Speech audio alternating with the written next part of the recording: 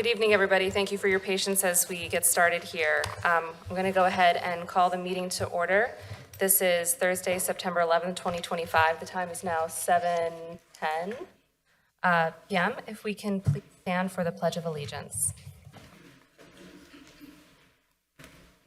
I pledge allegiance to the flag of the United States of America and to the republic and one nation, under God, indivisible, with liberty and justice.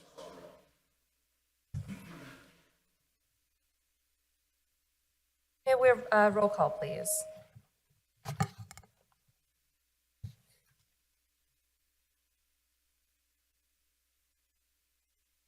We're switching it up a little bit.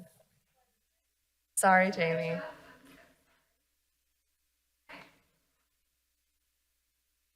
All right. Miss Dobbs. Here. Mr. Channon. Here. Mr. Welsh. Here. Mr. Capuzzi. Here. Mr. Cortese. Here. Mr. Montresor. Here. And Miss Juzek is not with us today. She's absent. Thank you. Okay, so the first order of business this evening, we have a minor subdivision plan for 38 Fulmer, is this Avenue? Avenue. Cadence Development Partners, do we have somebody here representing? If you could step up, please, and introduce yourself, please. Good evening. My name is Chris Yawn. I'm the civil engineer for the project. We have Sean Queen, one of the owners of the property. So this is the existing conditions plan. They purchased property here. It is this half of the twin building that I'm hovering over with the mouse, and the property goes all the way to the corner of Lanark. So it's right at the corner of Fulmer and Lanark. And so the proposal is to keep this half of the twin and to subdivide off a new lot for a new single-family home.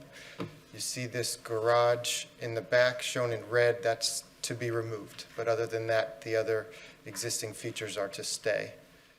So here's the proposed plan. You can see that garage in the back is faint. They were removing that and fixing the paving a little bit to have enough parking spaces. When we submitted, we just had, we have the footprint of the house and the layout. We did not have the infiltration test results yet. We have them now. They were very good. And so we didn't have the full stormwater design at that time, but we will. Basically, you can see the majority of their improvements is the new house. So we'll have rainwater conductors collecting the runoff from the roof. They'll go to an underground stormwater management system in the Fulmer front yard, and then the discharge will go to an inlet that is at the corner of the street here in the back of the inlet.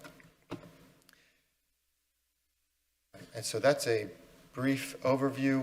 There are some trees that are being taken down, mostly in the front corner of the property here. You can see this line on an angle is the site triangle. So really that area should be cleared so that people, vehicles traveling through the intersection are able to see. It's actually why the house is pulled back a little bit as well to stay beyond that site triangle. There's another Japanese maple in the front to be removed and a larger evergreen tree in the rear to be removed. We did go to the Shade Tree Commission. They had some comments. We're supposed to resubmit or revise the plans and resubmit to them.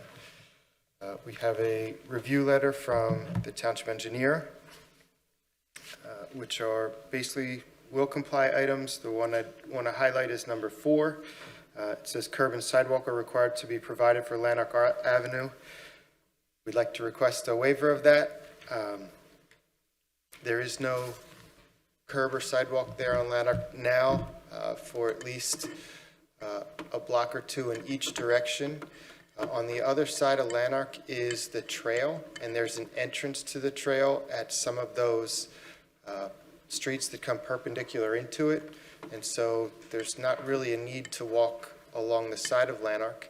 Lanark is a little narrower than some of the other streets. And so people cross and walk down the trail. I can go over the other comments as well, or I don't know if you have any initial questions? Can I ask one quick one? Could you clarify a couple of things about the sidewalk? As you know, that's an issue for the township. Number one, I couldn't quite follow your point about the people cross there. If they're crossing there, wouldn't they want to have a sidewalk to cross from? Number one, and the other is if you did not put in a sidewalk, would you be able to save the trees? So we would still remove the trees because they're in that site triangle. So really, they make it hard for people to see who are coming down Fulmer and then turn, or it makes it harder for them to see people on Lanark from the north. So if you see this aerial plan, here's the trail all the way on the left. The people cross basically from the sidewalk on Fulmer right across to the trail. And I believe there's another entrance on the next street over.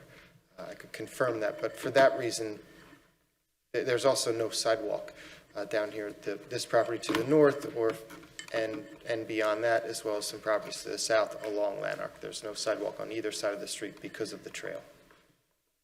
Is there any topographical condition of the property that precludes, makes it hard to put in a sidewalk?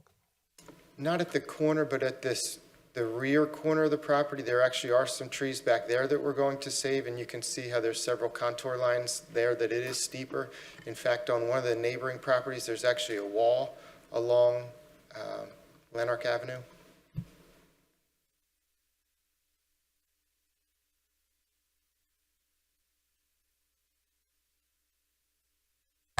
Chris, can you describe what the entrance on the other side of the street looks like? So this looks like it's on the south side of Fulmer, is where people would cross over to get to the trail.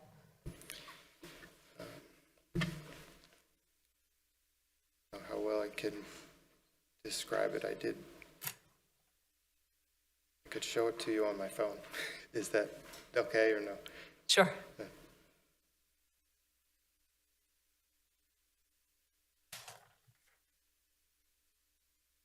And is there a curb ramp currently at Fulmer and Lanark on the corner of this property?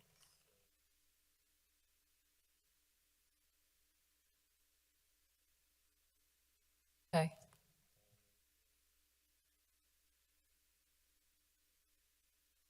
Okay.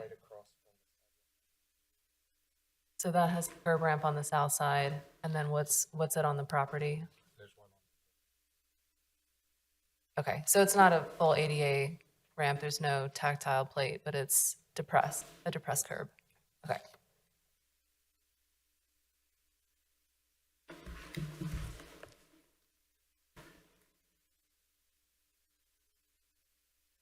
David, did you have any other questions right now?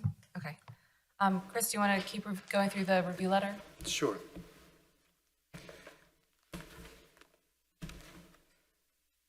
So item 1 is the requirement to send out mailings to the neighbors within 200 feet, and so we did that, and we do have the receipts here that we can give to the township. Number 2 says right-of-way and cartway width shall be indicated on the plan. We will add those dimensions. Number 3 says the proposed driveway apron is in close proximity to the adjacent driveway apron. Some level of separation is necessary for the adjacent driveway apron. It may be prudent to relocate the driveway/apron a few feet to the west and/or reduce the length of the depressed curb. And so we are willing to do that. If you see on the plan, we tried to keep it further, basically as far from the intersection as possible. That's kind of good planning to keep away from the street. But I believe it is a little wider than it needs to be, so we could just narrow that up a little bit to provide a little more separation. And what is the distance between the driveway and the intersection?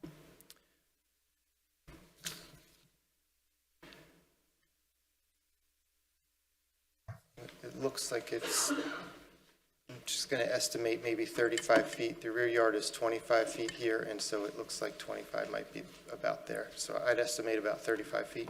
Okay, and did we check that that conforms with saldo requirements for setbacks? I believe that we did. I do not believe that that's a comment. Okay. Do we know offhand what the setback is, driveways to It's intersections? from an intersection is 30 feet. 30 feet. Okay, so if you're 35, that would comply. Okay, Okay, the next number 4 is the one that we would request the waiver. Number 5, stormwater management calculations will be provided that address infiltration, water quality, and peak rate control. That's will comply. Like I said, we didn't have the infiltration test at the time because this is a minor subdivision. I believe all we really need to show is the property line and area and bulk requirements. We did show the house because we had it and as much information as we had at the time. Number 6, monumentation for the proposed property line is to be indicated on the record plan. We will do that. 7, a tree removal permit is required for removal of the existing trees on the site. All proposed landscaping and tree replacement should be reviewed by the Shade Tree Commission. So we did go to the Shade Tree Commission last month. They asked for some more information, a more variety of trees. We were missing one that we have since obtained the location, and we're going to go back to them hopefully in September. Sorry, just to pause right there. Did the Shade Tree Commission comment on the mature size of the trees that are being proposed in the rear yard? Because I noticed they're quite close to the property line, and they are, and you might be adjusting these, but one is a white oak and one is a red maple, which can get quite large at maturity. And there is a garage in the rear of the property behind, so I just didn't know if Shade Tree had made comments regarding what the impacts might be of those particular tree species at maturity. I don't remember that comment specifically about that location. They did have some comments about species, and so we'd be happy to change those to a medium-sized tree instead of the... I would just raise some concerns because you have an existing, what's this existing pine tree in the corner? white pine. A white pine? Yeah, so white pines, they get real choppy when they get big and old and they start dropping limbs. And the other two trees, I feel like if you were to map out the canopy diameter, these are gonna crowd each other out, and I just don't know that it's the best and most suitable species given how close they are together and given how close they are to the detached structure and the neighboring property to the rear. So I would just recommend that you discuss that with the Shade Tree Commission to see if there's better species that are more suited for a small kind of rear yard setting, as opposed to, you know, red maples are great more in a street tree where you have some space to grow and room to grow, but I just feel like the size here, it might be just not suitable when they're older. Understood. I do remember them saying that about the trees on the Lanark side, but I see how it applies in the rear as well. And yeah, the same, I guess the same comment might apply there as well. I mean, sycamores, we know how large those can grow. And again, similarly, just the proximity to these three trees together, they're fine when they're 2.5-inch caliper trees, but when they, in 50 years, it's going to be a problem. Okay, thank you. Okay, sure. Number 8, a Pennsylvania Department of Environmental Protection Sewage Facilities Planning Module or exemption is required, and so we did submit the exemption mailer with the submission and are trying to get the capacity certifications. Number 9, the inlet on the north side of Fulmer Avenue shall be indicated on the plan in addition to the size of material and route of the pipe between the existing inlets, so we will add that pipe between the two. Number 10, a note should be included on the plan indicating that any substandard curb and sidewalk is to be replaced. We will add that note to the plan.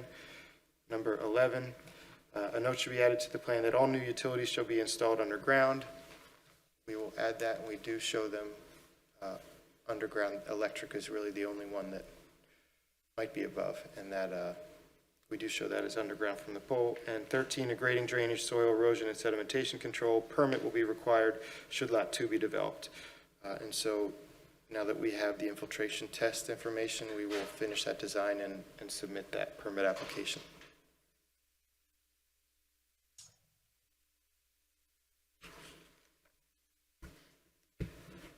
Okay, thanks, Chris. Any other comments? No? Okay. We'll start with the Planning Commission. Steve, would you like to kick us off? Sure. Is there any intention to have any garage in the back in the future, or is there any potential, or is that an issue with setbacks? Or Not at this time. It would be really tight, and there is also more of a grade change in that back corner. It would be tough to get something in the rear. We did talk about the, where the garage should be, and this, we settled on the front here. Oh, okay. If you were to put the sidewalk along Lanark Avenue, does that affect where all the trees would be planted? It would definitely affect this existing pine in the back, and it would be close to these new trees, yes. Would it be right up against them, or would the trees be feasible to be planted? My guess, I guess I'd have to go over it with the Shade Tree Commission. My guess is they would prefer they not be planted there and instead accept the fee in lieu of the trees. Okay. No, I don't have any other questions. Say, we have a conferring over here. Do you have anything? No, I'm good. Okay. Angela? Yeah, a couple of things. In the lot data table that you have on the right-hand side of the drawing, under Lot 1, you've misstated the allowable impervious for a twin dwelling. You have Okay. it at 65%. Okay. Should be 75. Okay. Okay? Otherwise, you have an issue. The second thing is the existing driveway for the twin structure, as it lays out now, encroaches into the new lot. And township design standards require a 2-foot grass strip between the property line and the edge of driveway. So I don't know how wide that driveway is. I suspect if you respected that 2-foot offset, you'd end up with a driveway that's less than 10 feet wide. So in keeping with the Pannoni comment about adjusting that driveway apron, it might make sense to figure out the best way to handle that situation as far as providing some distance between the property line and the existing driveway. And you may have to ask for a waiver on the width of the existing driveway. It's less than 10 feet. And the what you have labeled as curb on the right-hand side of that driveway, it's kind of like a 2-foot high retaining wall. It's more than a curb. But you always have the opportunity of removing that and sliding the whole driveway over its expense.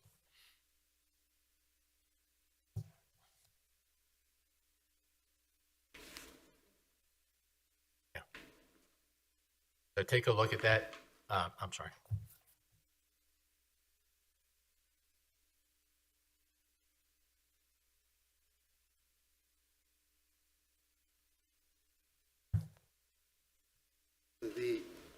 You're right that the existing driveway goes over the line. The intent was to cut it right at the property line. I was not aware of the 2-foot separation requirement. Yeah, we have it hidden in our design standards. Well hidden. I guess my initial reaction would be to ask for a waiver of the 2 feet, given the tall curb slash short retaining wall on that other side of the driveway.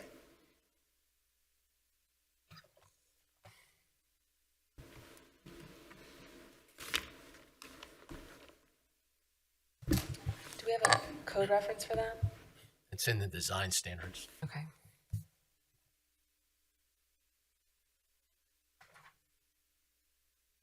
And you're saying that's a 2-foot driveway separation as opposed to a driveway setback? Well, yeah, call it setback. You're Well, supposed to have what did it- 2-foot, you're supposed to have a 2-foot grass strip between the property line and the edge of your driveway. So it's a setback or whatever you So- want to call it. So really, it would be 4 feet in between the two driveways? Supposed to be, yes. Okay.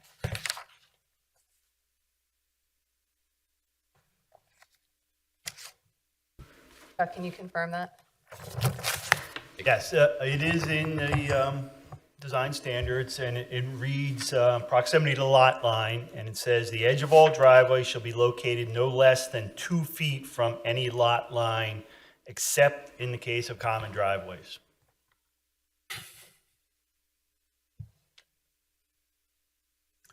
So you guys figure out what the best way to approach this thing from your standpoint, and then whatever waiver you might need, you'll have to ask us for that waiver.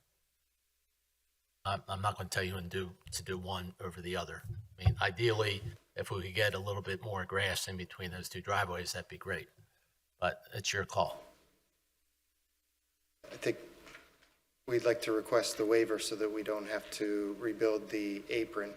I think we could provide the 4-foot separation that's, essentially if you have 2 feet on each side, I think we could get 4 feet by sliding the new one over. But we would still need the waiver of the 2 feet. If that's what you choose to do, Yes. it's just that you'll have the expense of taking up that mini wall that's on the right-hand side of that driveway. We'd ask for the waiver so we don't have to move the existing driveway, so that we could keep that little wall. So your driveway is going to be less than 10 feet wide. You're going to need one waiver or 2 waivers, depending upon how you handle it.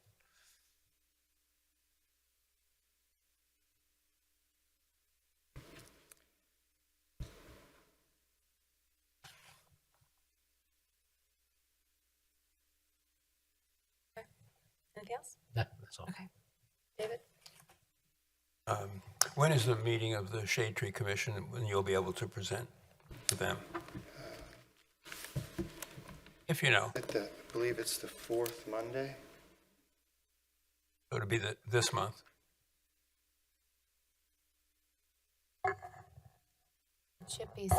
It should be September 22nd.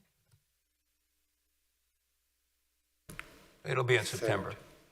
We would like to, I wanted to get through this meeting before we submitted revised plans to them, so that if I had any other changes to make, I could submit all at once.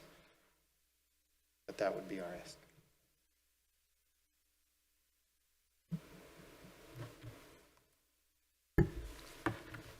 All right, I did want to point out,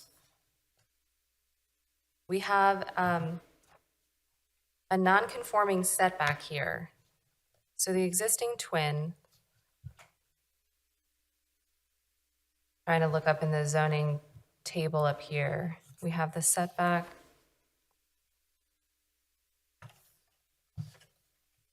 So the minimum front yard should be 20 feet. The existing is 17.9 feet. So the proposed new house would meet the setback, but the existing house does not meet the setback. And we do have a provision in the zoning code that says that Conformity of setbacks. the conformity, so it has to do with the conforming, let's see. So this is in zoning section 182-713B. No lot shall be formed from a part of a lot already occupied by a building unless the existing building and any proposed building comply in all respects with the area and other requirements of the district in which such building is located. So that is to say that you cannot subdivide a property where the existing building is a non-conforming. And since the existing building is a non-conforming setback, you would actually need to seek zoning relief from that provision in order to subdivide a non-conforming building lot. The conformity of setback section doesn't make it okay for that, because basically all of the houses along the street are at the same location. And so doesn't the conformity of, and I've had this on some other projects, so I know it with the yards. I guess with the front yard, I thought that because it was existing and meeting that conformity of setbacks with the others, that would be looked at differently. Is that not the case?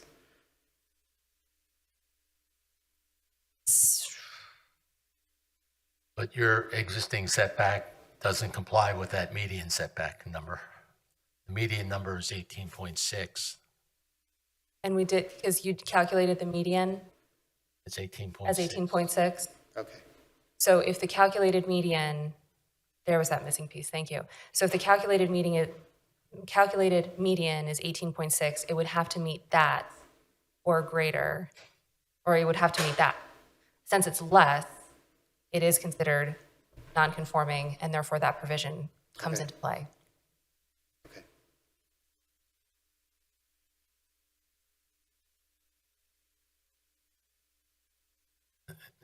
Historically, we've always held that if the median setback is less than the minimum required by the district, we always impose the minimum setback. So it's the larger of those two values, okay?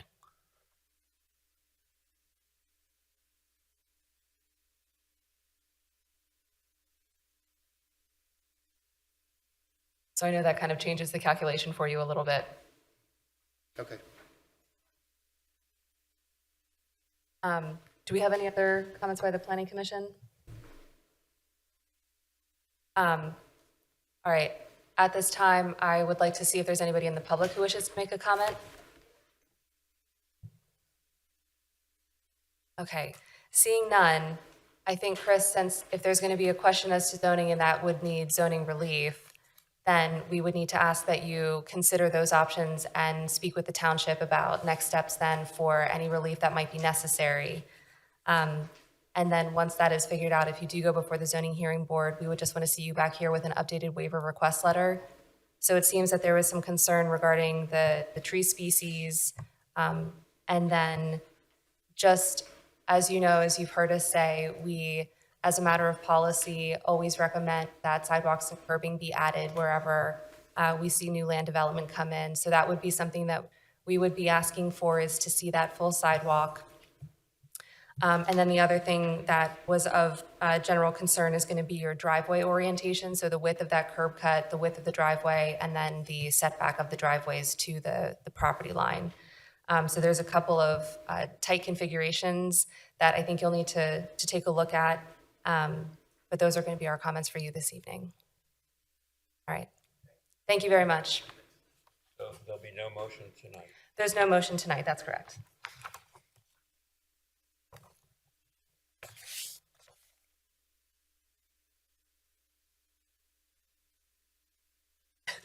Okay. All right. Moving on to our next agenda item, we have 1039 Sproul Road. This is Sproul Road Development Partners with a revised preliminary final subdivision plan. If you could introduce yourself, please. Yes, of course. Good evening. My name is Cameron Wolfson with Riley, Riper, Holland, and Colagreco. We are attorneys for the applicant. And with me tonight, to my right, Patrick Gibbons and Paul Bloomfield on the end of the row. They are the applicant's representative, and John Anderson from Cornerstone Consulting. He's a civil engineer for the project. So just to give you a little bit of background, we were here back in February for our first plan submission, but I can kind of give you a little brief background of the property. So the property is located at 1039 Sproul Road. It's approximately southeast of Sproul Road and Darby Road intersection. It's about 3 acres, and it's, let's see, zoned R1A low density residential. So the applicant is proposing, oh, and actually let me switch up here so you guys have a look at what we got. The applicant is proposing to subdivide the property into 4 lots. Each lot will be constructed with a single family residential home, and it'll have a shared driveway, as you can see, plan left accessing each home individually. We do plan on having a shared maintenance agreement for that shared access, in addition to some of the stormwater infrastructure and other elements of this plan that will be under shared maintenance agreement. We did obviously receive a township engineer review letter, and we submitted a waiver request, and I'll have John Anderson kind of walk through the major plan changes from the last time that we were here in February. But I just want to note for you that since that meeting, we had attended the Shade Tree Commission, mostly just for informational discussion, as we are still kind of working through at that point, some site elements. So we didn't request a recommendation at that time for any waivers, but we just kind of walked through the plan with them. In May of this year, we went to the zoning hearing board because we requested special exception approval and certain variances, mostly regarding the very steep slope relief. This property is significantly impacted by very steep slope and steep slope, specifically along the property's frontage. So we were granted special exception approval and variance approval for those requests. as I mentioned, I think it'll be helpful to have John kind of walk you through all of the changes since our last submission. So, let John do that. Good evening. My name is John Anderson with Cornerstone Consulting, civil engineer for the project. Since we've been here last, essentially the plan is still the same. It's a 4-lot subdivision. The houses are primarily in the same location. We've added some placeholders for accessory structures like decks, walkways, and so forth. But essentially the buildings are, in a sense, the same location. One of the main improvements associated with the plan changes is that the driveway has been widened to 20 feet for its initial 100 feet. It's 15 feet throughout, and then the individual driveways are less in width. We've provided sufficient turnaround for fire apparatus up at the top of the hill there, in between the 4 homes. We note that the fire marshal has indicated in his review letter that he wants a 20-foot wide driveway throughout and also a fire hydrant near the intersection or near the entrance of this driveway. We understand that if we would have to comply with those comments. We have no problem with the fire hydrant. We do want to discuss the ability to possibly continue with a 15-foot drive but widen it out at the top. But if he insists that it needs to be 20 feet throughout, then we will comply with that.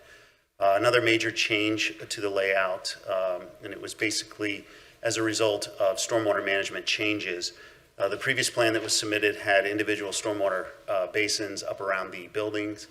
This change has consolidated those individual basins into one main basin down by the entrance or along Sproul Road. No longer are we proposing any basins up around the back of Lot 1 and or Lot 4. And then also Lot 4 had another basin over here. All the water will be collected and brought down to a same location in this area near the entrance. The stormwater will be detained and mitigated and then discharged into the Sproul Road infrastructure. Another issue that came out through the zoning hearing board, we recognize that Sproul Road drops in a southeasterly direction from the northern side of our property down to the southern side. It drops in grade, and this long, soft turn also creates a grade embankment along the frontage of our property. That creates a sightline issue. Part of our zoning relief was to seek encroachments into steep slopes along Sproul Road to improve the sight distance at our intersection, or our driveway entrance, I should say. So this line that comes across here at the top of the fingers is basically the limits of our site triangle or site requirement. And there's 2 tiered retaining walls in this location to move the embankment back and to allow us to meet the PennDOT site distance requirements or available site distance requirements. We also recognize the fact that we are required to obtain a highway occupancy permit from PennDOT. We are in the process of doing that now. And we're doing some additional studies that's been requested of us from PennDOT with regards to site distance and sight line. But essentially, the plan is the same as that was presented to you before, except for the items that I just mentioned. The major component is bringing all the stormwater down to the front of our property and eliminating any stormwater basins that may overflow into the neighbors' properties that was presented before. We are obviously impacting some of the existing trees on the property, but as you can see that we are meeting our tree replacement requirement by plantings throughout the property. We're also trying to mitigate the impact of the upper section of the wall with additional plantings along this location.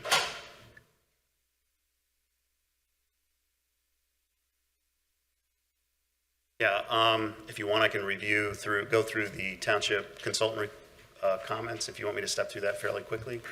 Again, I mentioned the fire marshal comments. They have 2, or he has 2. Requirement of a fire hydrant that will comply, widening of the driveway to 20 feet. We recognize that that's most likely what's going to happen, but we want to discuss with him some alternatives that we have. I have not had an opportunity to discuss that with him.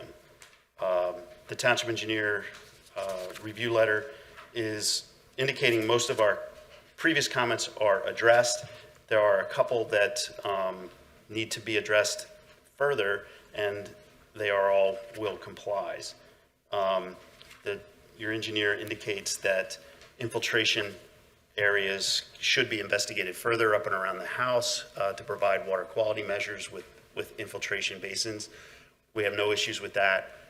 We will still have the main basin down near the driveway to control rate control and so forth, but we will look at providing smaller infiltration galleries up around the dwellings that will collect roof runoff, allow it to infiltrate into the soil, and then also the overflow will be tied into the stormwater conveyance piping that it will drain it back down to the basin. So there will be no overflow off onto any neighboring properties, but we will definitely investigate additional infiltration galleries in each of the homes there.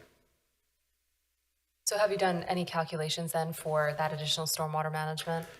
We have. So we've done extensive geotechnical testing for infiltration rates. We do have rates up and around the buildings, and that's why we proposed infiltration beds up around there. But the feedback that we got from the zoning hearing board during the public comment, it made more sense to bring it all down to the main basin down near the entrance and eliminate that conflict with the surrounding neighbors. There are testing locations that provide shallow infiltration rates. It will still be underground, but shallow, and we feel confident that we can meet our water quality requirements with individual infiltration basins in those locations where we got infiltration rates.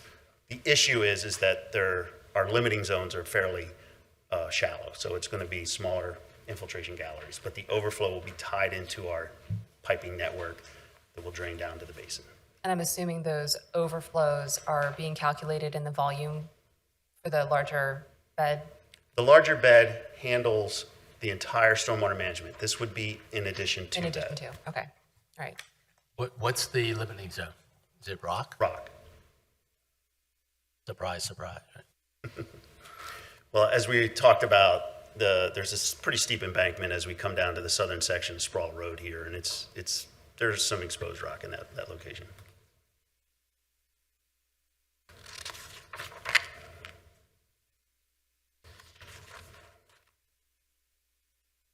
I believe all the other comments will complies. There doesn't seem to be any major issues other than the infiltration galleries that were asked for. If you want, I can step through the waiver request. Yes, please. These are the same waivers that we had listed and talked about last time. We have not increased the waiver request. There's a waiver request letter dated January 2nd, revised February 2nd, 2025. The first two waivers basically pertain to requesting or allowing us to file a preliminary/final plan application. The next waiver is to request the requirement to not show utility information within 400 feet of the property. We do recognize that within the township engineer's review letter, he does suggest that we need to provide additional information along Sproul Road for our sanitary sewer extension, and we will do that. So basically, this is a partial waiver to not show all the existing features, 400 feet around our property. That really it wouldn't show any additional issues for this plan. The majority of our improvements are focused along the southern edge of our property, along Sproul Road, and again, our extension of the sewer all the way down to Darby Creek. The next waiver is to request a waiver from widening of Sproul Road.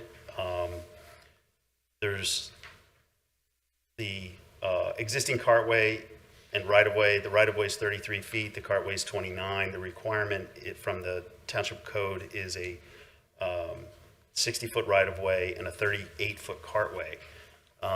We had a conversation with the township staff, your township engineer, concerning road widening along Sproul Road to provide more of a shoulder along our frontage for pedestrian access along our frontage.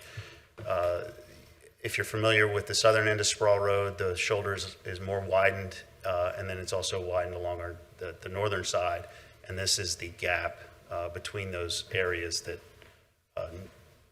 the township would like us to further look at the ability to widen that. So we had a conversation before this meeting, and we will work on trying to provide additional widening along our frontage. We have an issue at the southern corner here where it's extremely steep and high, and that may not be feasible in this location, but we said that we would look at that. So that waiver is not only for road widening, but is also not to provide curb and sidewalk along the frontage. The fifth waiver, we're asking for a waiver to allow an installation of a retaining wall within the ultimate right-of-way of Sproul Road. The plan proposes regrading of the existing embankment along the frontage of property to provide safe sight distance for vehicular traffic entering and exiting the driveway. A retaining wall is proposed within the ultimate right-of-way and a portion of the frontage and a portion of our frontage to reduce the amount of disturbance within steep slopes. And that is basically, I'd explained earlier, if you're sitting at the driveway and you're looking in a southerly direction onto oncoming traffic, we need to provide a retaining wall within the ultimate right-of-way and along lot 3 here to provide the required sight distance to see the oncoming traffic. The next waiver, item number 6, curbs shall be provided for all existing and proposed streets. There are no curbs and or sidewalks along Sproul Road in any of this area, and so it doesn't seem feasible to be able to construct the curb along Sproul Road, and it doesn't seem necessary because there's no curb in any of these areas of Sproul Road.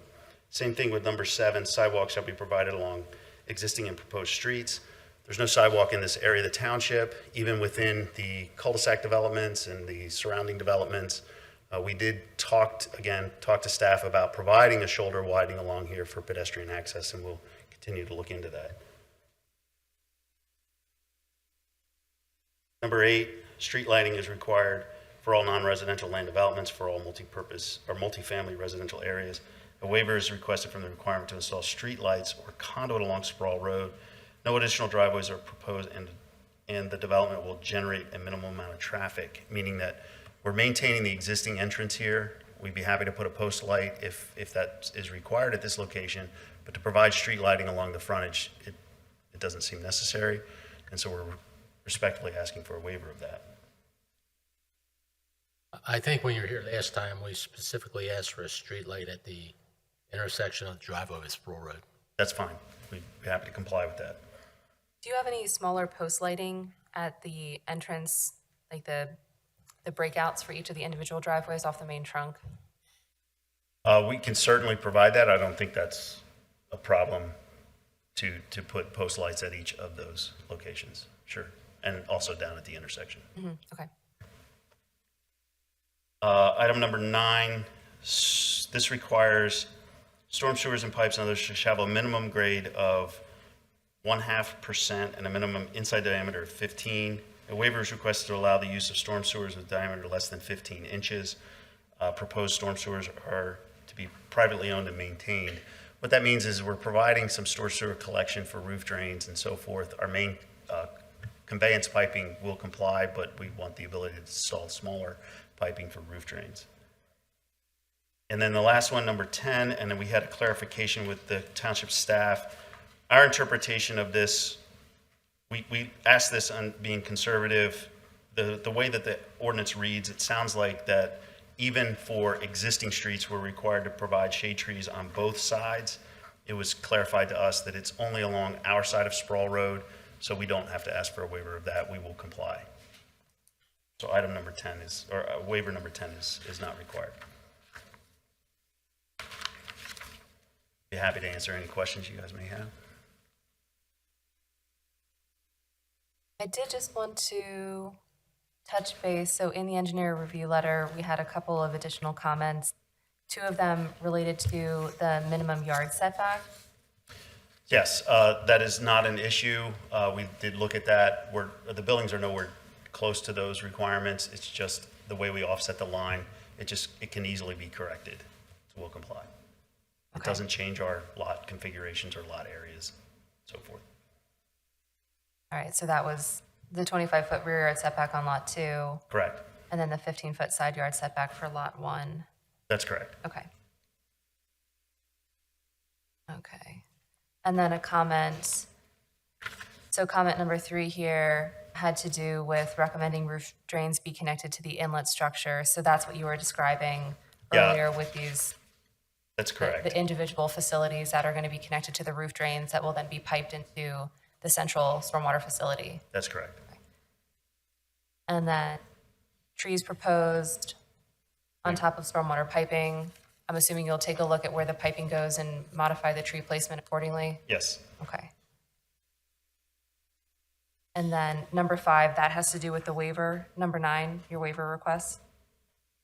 No, this is the size of the inlets, the actual surface collection area for stormwater. He's indicating that Oh, I see. the size of the grates may be too small and they need to be enlarged. And we'll put conventional type M inlets in to comply with that. Okay.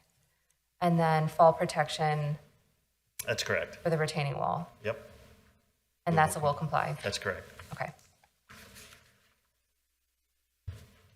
Okay. Planning Commission, do we have comments? Vic, should we start with you this time? Actually, I think I'm good. Thanks. Okay. Angela? Yeah, a couple of things. The inlets, which basically are going to collect runoff from each individual lot and transport that through a piping system to the front seepage bed. Okay. You mentioned you're going to change those to basically 2x4 inlet grates? That's correct. Okay. Would you run an analysis just to make sure? I assume those inlets are all in a somewhat of a sump condition? That's correct. Okay.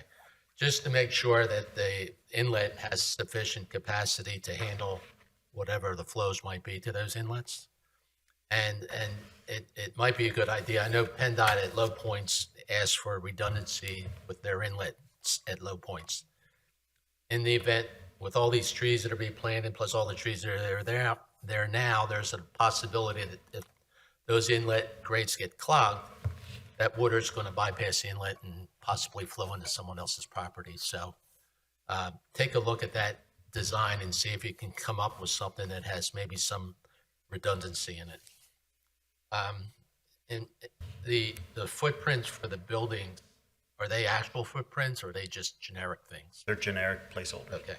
So whatever buildings you end up building on this, just out of curiosity, is your applicant building these houses or is he flipping the lots? Most likely, I believe, building. You tend to build, okay. In the event that those footprints change, which it seems like they will, we have to be able to respect the information you presented to the zoning board as far as the limit of slope disturbance. That is correct. So it probably on your E&S plan or somewhere, there should be some type of fencing installed to delineate where your contractors can work and where they can't work.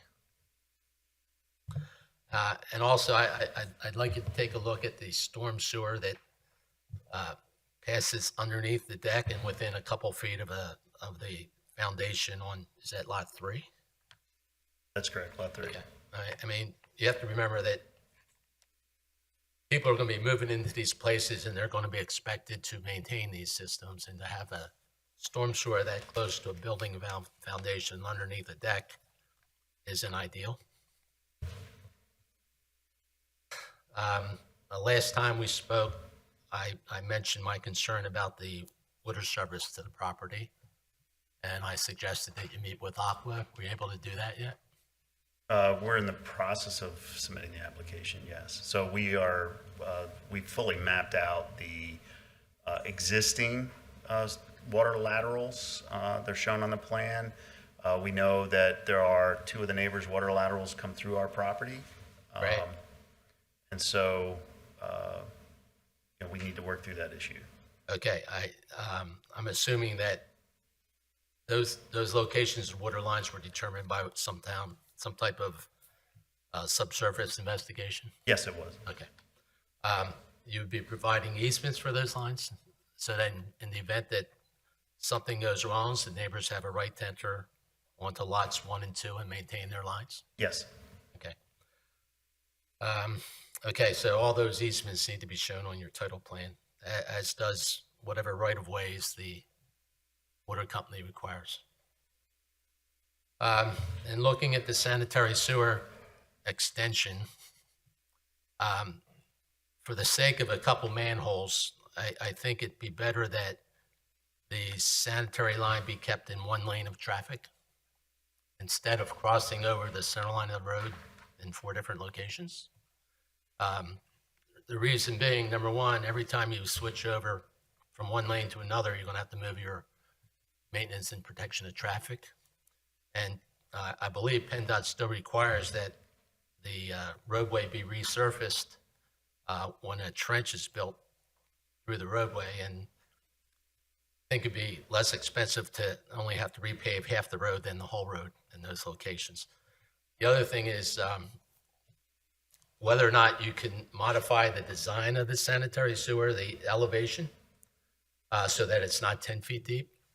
If you can, I know you have your plans show a 1% minimum grade. I think DEP allows you to go to 0.4%, but maybe if you went to 0.5%, you could save a couple feet of depth on that sewer line and save yourself money, especially if you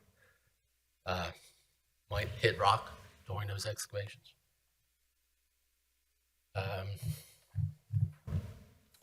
The retaining walls, have you decided what they're going to be made of? No, not at this time. Okay. Again, you have various utilities crossing underneath or through those retaining walls, so I think it'd be a good idea to have details on how those crossings occur, whether they are sleeved through the wall itself or have carrier pipes underneath the walls. I don't think it's a good idea to go underneath. I think you should step your footing down below the pipe, but that's your design. That's all I have for now. Oh, one last thing. And I'm going to speak to you about this. Okay. The township has specific requirements regarding open space and fee in lieu of. Okay. The applicant isn't the one who decides to pay a fee in lieu of open space. It's the Board of Commissioners that decide that. And technically, if you read the code, you're supposed to provide 2 sketch plans to the township showing one with open space and one without. And then the commissioners have something to look at so they can decide which plan they prefer. So I would be opposed to approving anything that suggests a fee in lieu of unless those steps are taken. Thanks, Angelo. David?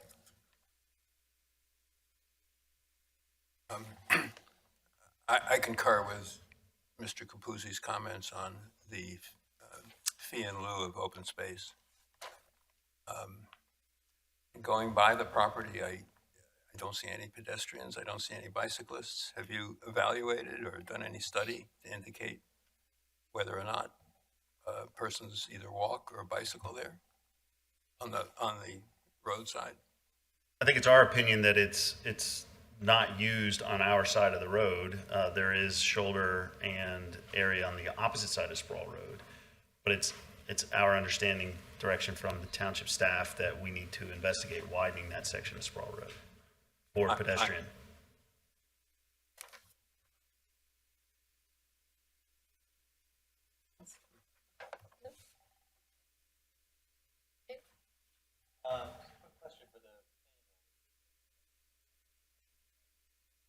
Is that going to cut into the existing utilities that are there, the water lines? Yes, so we would need to we're going to need to adjust the water lines. The existing water lines are in that location, and we'll have to work in coordination with the adjoining homeowners for that. Gotcha. Just out of curiosity, for like mailboxes, is it kind of one collection of mailboxes on Sproul Road, or is each house going to have theirs up at the individual unit? I don't, I reached out to the post office. I'm sorry, sir, if you're going to respond, could you please come up and introduce yourself and speak into the microphone so that we can capture you for the video? Paul Bloomfield, one of the owners of the property. I reached out to the post office regarding that question, and they said they would wait till after the subdivision was in place, and they would evaluate it at that time. So, a similar question about trash collection and so forth. We're trying to make it so that we have at least a provision for delivery trucks and that sort of thing to take place at the top of the hill and at each home directly. So my suspicion is we'd have individual mailboxes at each of those individual driveways, but it has to be approved later on. They told me that the township would actually assign addresses first, and then the post office would evaluate that.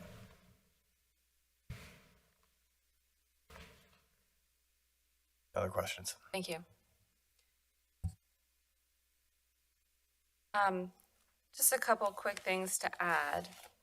Thank you, Angelo. I think that was a very thorough utilities and infrastructure discussion. Just some like minor logistical things. I know we had talked last time about kind of shared maintenance and ownership and HOA status and things like that, so I don't want to belabor that point. But it does look like there's going to be a substantial amount of shrub plantings at the top of the retaining wall that would impact lot, is that 3? 3, yes, 2 and 3.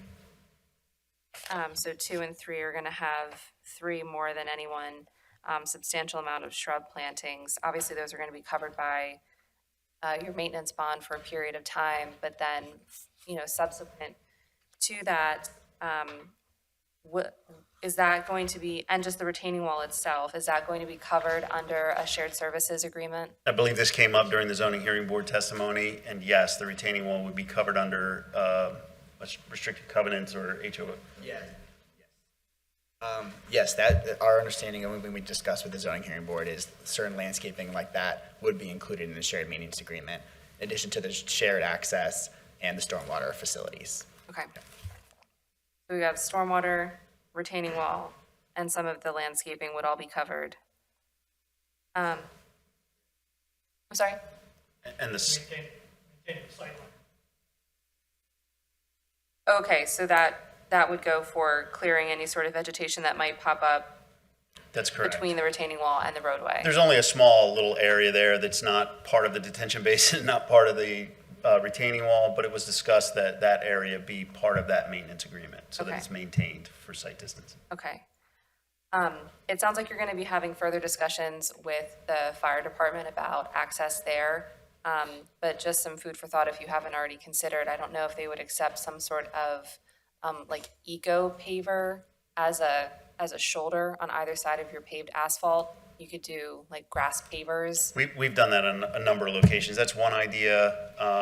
In lieu of the full widening, we did show that the truck can stage and turn around up at the top and come back down. Okay. So we wanted to present that to him. There's another idea from an architectural standpoint that we'd like to discuss with him if that's acceptable, instead of adding all that additional asphalt, which increases impervious coverage and so forth. But grassy pavers or something like that is definitely, they are fire truck rated for loading, and that is an alternative, yes. Is that something, have you talked to the township about that in terms of if that would count as impervious cover or not? I have not discussed that with them. Okay, so it sounds like it would count as impervious cover? Yes. Okay, so then if that is the case, if that is what is required, then you will need to modify your impervious coverage calculations and ensure that your stormwater calculations then also account for that additional impervious cover. All right. Okay, just a show of hands, how many people are here for this application? I have A couple? One or two other things popped in my head. Oh, okay, we'll get to you in just a second. Go ahead, Steve. On your plan up here, are the trees that are kind of gray or brown, are those existing to remain? Yes. And are the green trees new plantings? That's correct. So by your retaining wall, like on the south part of the site or on Sproul, where you're putting in like a cut retaining wall, is that going to damage all the root infrastructure of the trees that are remaining? It's potentially, the actual design of the retaining wall hasn't been finalized yet. So with our restrictions into steep slopes, it's not going to be a wall that requires geogrid, because that would encroach further in, but we're investigating different methods of retaining walls. There are stacked walls that, so part of the part of the zoning relief that we did not get was to allow a wall height that exceeds somewhere around 7 feet. So that's why it's a tiered wall. So each of these wall sections will not exceed 30 inches. So that gives us a little bit more of a variety of different retaining wall methods that don't require geogrid, so we're investigating that. That being said, if the root structure is impacted, then that tree would obviously.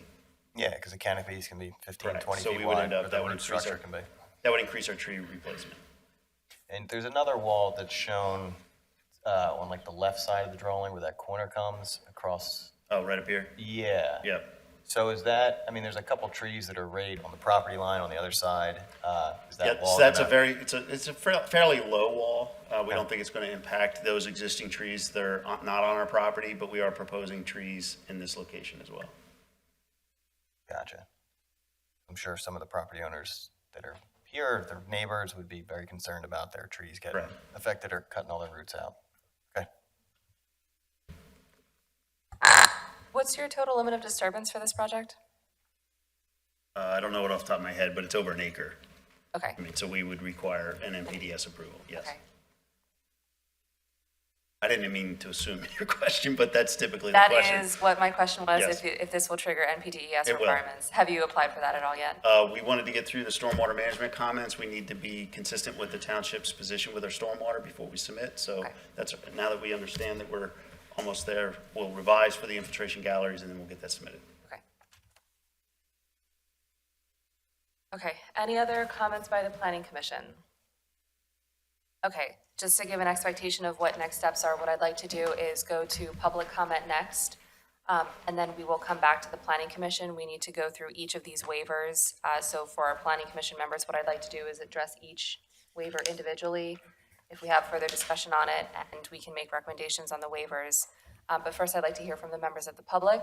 So if you would like to come up, please come up, state your name and your address, and make your public comments. So we'll start on the left in the red shirt, if we want to start with you and make our way down the line, please. We do have a cap of 5 minutes for public comment, so. Hi, my name's Kurt Eisenhuth. I live at 1047 Sproul Road. My house backs up adjacent to this property of the proposed building. And my concern is of just hearing that they want to eliminate the catch basin that was previously proposed to be installed for runoff water. The back of my house faces this property, and there is a grade towards my house, and I'm in fear of heavy rain infiltrating my property and coming down, and I also have an in-ground pool on the same property that it doesn't show. And the way that it was told prior that they would install some kind of catch basin to have it run this way, and then I forget out to where. But hearing that they want to eliminate this catch basin on this side of the property brings great concern to water infiltration into the back of my foundation. And possibly, I also have a wall that separates the yard to the pool, and having that get saturated and possibly damaging that wall too, that has just been recently resurfaced in the last couple of years. And everything's on a slope towards the house, and it also runs down this way.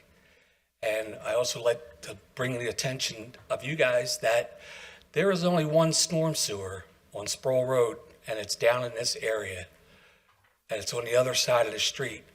There is no storm inlet on this side of Sproul Road between my property and their existing property.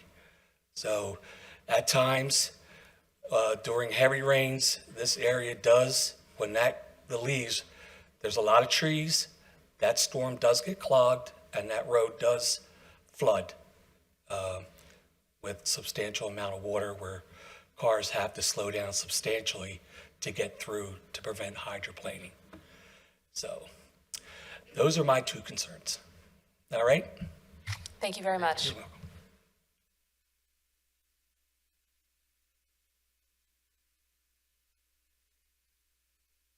Hello, Scott Hessen, 3940 Darby Road. My property is along the top line of that, the area in question. My concern is I'm one of the people that have the water line and have a right-of-way in my deed from 1955 where the water line goes up more or less along the white line, but definitely on the property to the right side of the image, but definitely on this property. And I'm a little concerned, in fact, I'm alarmed to hear that the retaining wall is going to result in disruption of our water line. It's a water line that's been in place since 1955, and it can't be very stable, shall we say. It's worked fine, but I'm really concerned that any construction in this area, and especially with that retaining wall, that it's very likely that not only will the water line have to be a chunk of it replaced, our meter pit, by the way, is on their property as well. I'm also very concerned that any junction to the existing line will be a source of failure in future years. So I really would like some assurance that that's not likely to happen. Okay. Okay. All right. Thank you very much. Anybody else? Oh, yes, sir. One other thing, I can actually say that since we live in 3940, we will bike ride and we will drive our bikes. And it is true that there's very little space on the property side of Sproul Road, but people do use that, and we see bikes coming up and turning left on the Sproul all the time. So it's maybe used more than people realize. Thank you. Anybody else? Yes, sir. Good evening, how are you? Hi. My name is Walt Fredrickson. I live at 4016 Darby Road. This is our property right here. I probably need some assistance from you in clarifying where we are right now. I went to all the planning commission meetings except for the one that you voted. And I went online and saw that I think all the special variance requests were granted except for two. I remember one of them being the retaining wall issue, which was a concern of mine, that a variance was being requested from 30 inches to 7 feet. A week after the commission met, I called this building and spoke to someone on the planning commission and said, what's the next process? And they said, the owners have 30 days to come back to us and correct two of the issues that we voted down. All neighbors will be notified by letter, and we will be placing a large yellow sign at the driveway notifying everyone that there's going to be a meeting. The only reason I found out about this meeting was one of our neighbors emailed me. So when I last connected with this property, it was that two of the special variances were rejected. One being the retaining wall. I can't remember what the second one that you voted down. So that wasn't us. That was the zoning hearing board. We're a different body. We're not the same group. So the zoning hearing board adjudicates matters of variances and special exceptions, which was the body that was before. That would have been the body that granted those variances. So this was not us. We're an advisory body to the commissioners, not the zoning hearing board. So we were not affiliated or the decision makers in that process. Okay. Was this committee involved in the voting on the special variances? No, we haven't voted on anything yet. We heard this application a couple of months ago prior to the applicant going to the zoning hearing board to obtain those variances and special exceptions, but we have not made any recommendation or done any voting. We don't actually vote, we just recommend for things. I apologize because when I called this office and I was told that you will be notified by mail and that we will affix a large yellow sign, I thought it was this committee. And there was not a clarification, so Okay. I'm in the dark. You should have received, though, the certified letter. We did not. Okay, so if that's the case, then I would just double, Would have been for their initial submission, right? So that's what in February. right, did you receive a certified letter a couple of months ago notifying you? When this committee first met about 1039 Sproul Road, we received a certified letter. So But when I called after the two of the special variances were voted down, I guess by another committee, that I said, well, what's the next process? And I was told that the owner has 30 days to comply or resubmit plans to correct the two areas that we voted no on. One of them was the retaining wall. Okay, So I'm not sure what happened between then and now, but are they resolving the retaining wall issue? so I see nods over here. Sir, do you want to explain? Yeah, well, let's just make sure. Do you have any other comments? No, I just felt disconnect because I thought, I wasn't aware that there were two boards. That was never explained to me. Okay. And so I thought you were the body that rejected two of the special variances. And as I was listening to things today, I thought, wait a minute, I'm missing something because how did we jump from, I thought we were going to address those two negative votes. And that this was a resubmission of the plan to comply with those two issues that were voted down. I see. Okay, yeah, so we're the planning commission. We're looking at the land development plans. The applicant previously went to the zoning hearing board, which is the body that you're talking about.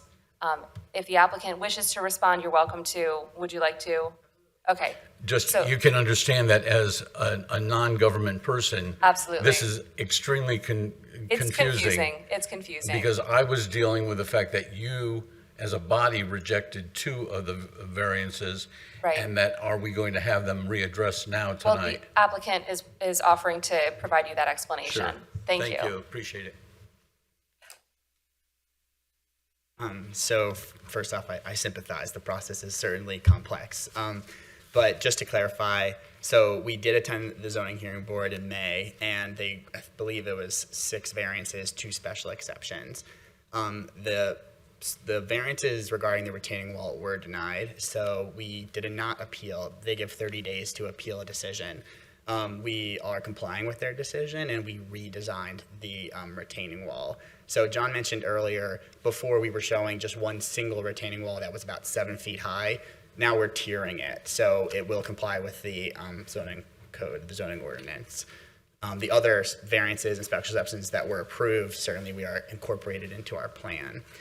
So I guess more for the public at this point, we no longer need the zoning relief, so we're proceeding with land development plan, of course, as you all know. So from here on out, the process will be planning commission and board of commissioners eventually for final preliminary/final approval. That makes sense. Thank you. Sure it doesn't. Sir, did that help answer your question? So I ultimately. wish it did. So ultimately, two of the variance requests were denied. Yes, The 30 days was an appeal process. yes. They opted not to appeal, and rather than come back to the zoning hearing board, they opted to change their plans, so they no longer needed to seek that relief. So what they were asking for before was not otherwise permitted by the zoning code, and they wanted relief in order to do something that was not permitted by the zoning code.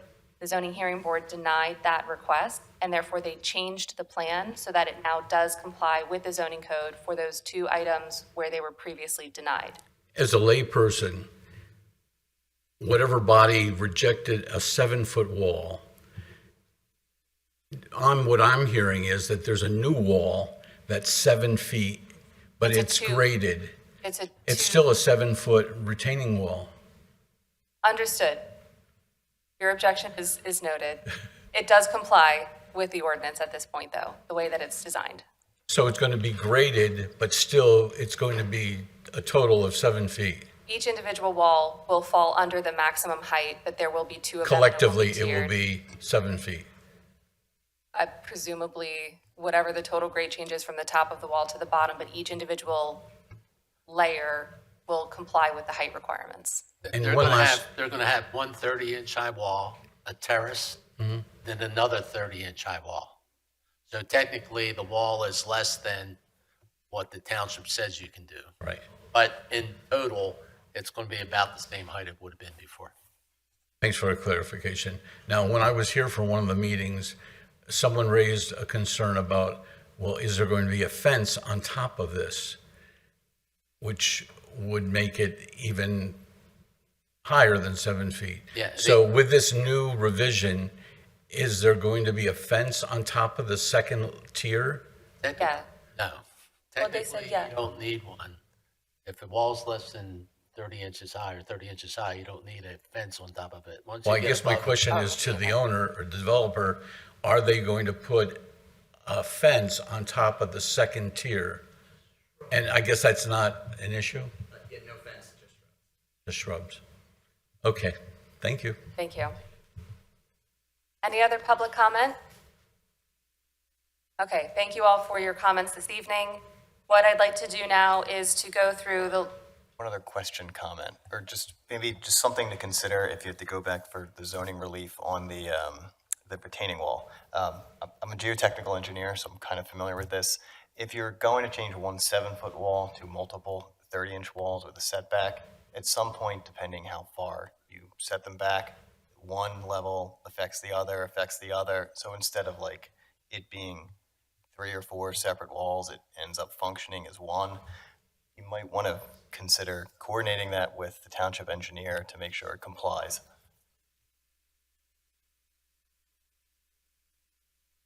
I'm not sure the exact wording of the township Of course. code for that. Thank you. I but appreciate the yes. comment. I just want to clarify. So the retaining wall, it's actually not structural. It's not for I'm certain our engineer can better explain than I can, but the actual purpose is really for the sightline distance because we are required to meet that sight line. So it's really a way that we can flatten that front part, comply with PennDOT requirements, not necessarily because of the weight of the buildings that metered there. So that's just a slight kind of nuance to that because we didn't explain that earlier. So. But even if it's of course, just and your point's well taken. earth, just Right. for if it's not And certainly- supporting a structure, it's right. still a wall. All the earth So to load make it behind much clearer, you're making it non-retaining wall, retaining wall. Right. It's the way to cleanly cut off exactly. Well, it's still a wall because it Yeah, of retains course. the soil. That's Of course, what it yeah. is. And your point's well taken. Thank you.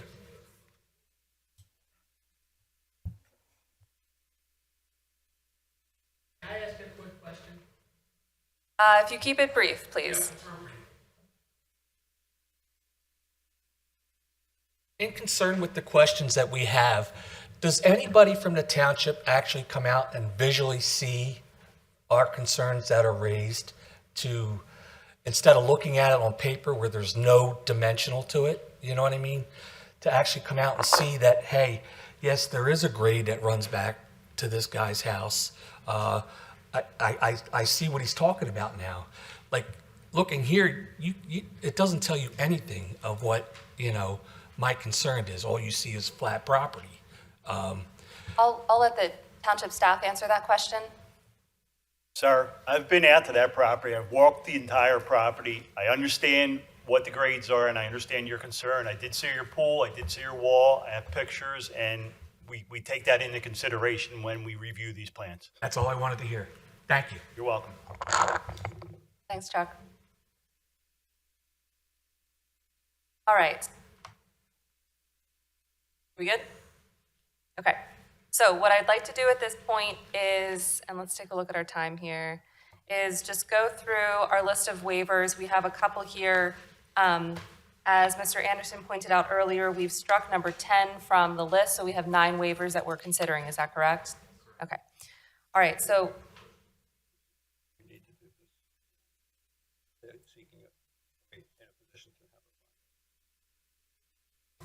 I think it's important for us to discuss the waivers and then we can decide whether or not we feel comfortable making a recommendation to proceed. Okay. Okay, so the first waiver request is for a preliminary plan. So this is section 160-3B. Preliminary plan are not required for proposed subdivision or land development involving not more than 3 dwelling units where no change to existing or proposed new public improvements is provided. Does anybody have any thoughts on this one? So what we're going to do is discuss, and then if somebody would like to make a recommendation to either recommend approval or recommend denial of that waiver, and then we can vote on that. So this is a waiver from providing a preliminary plan.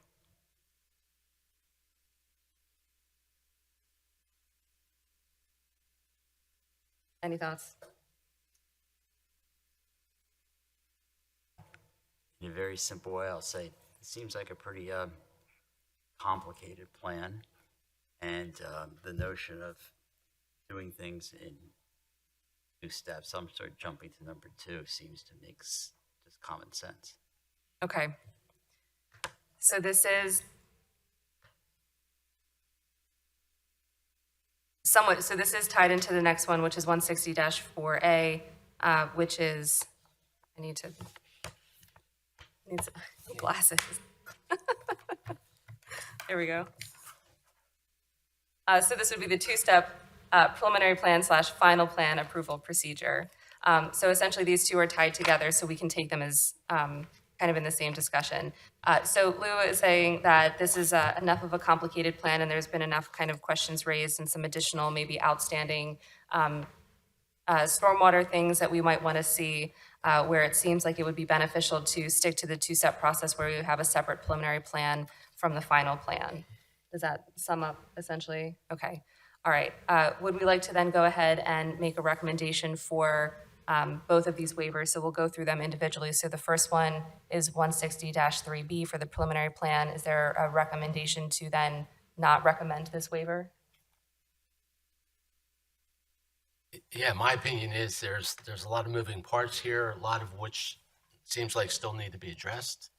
And it's probably more complicated of a plan than we normally see in here. So Okay. I think, all due respect, this requires a 2-step process.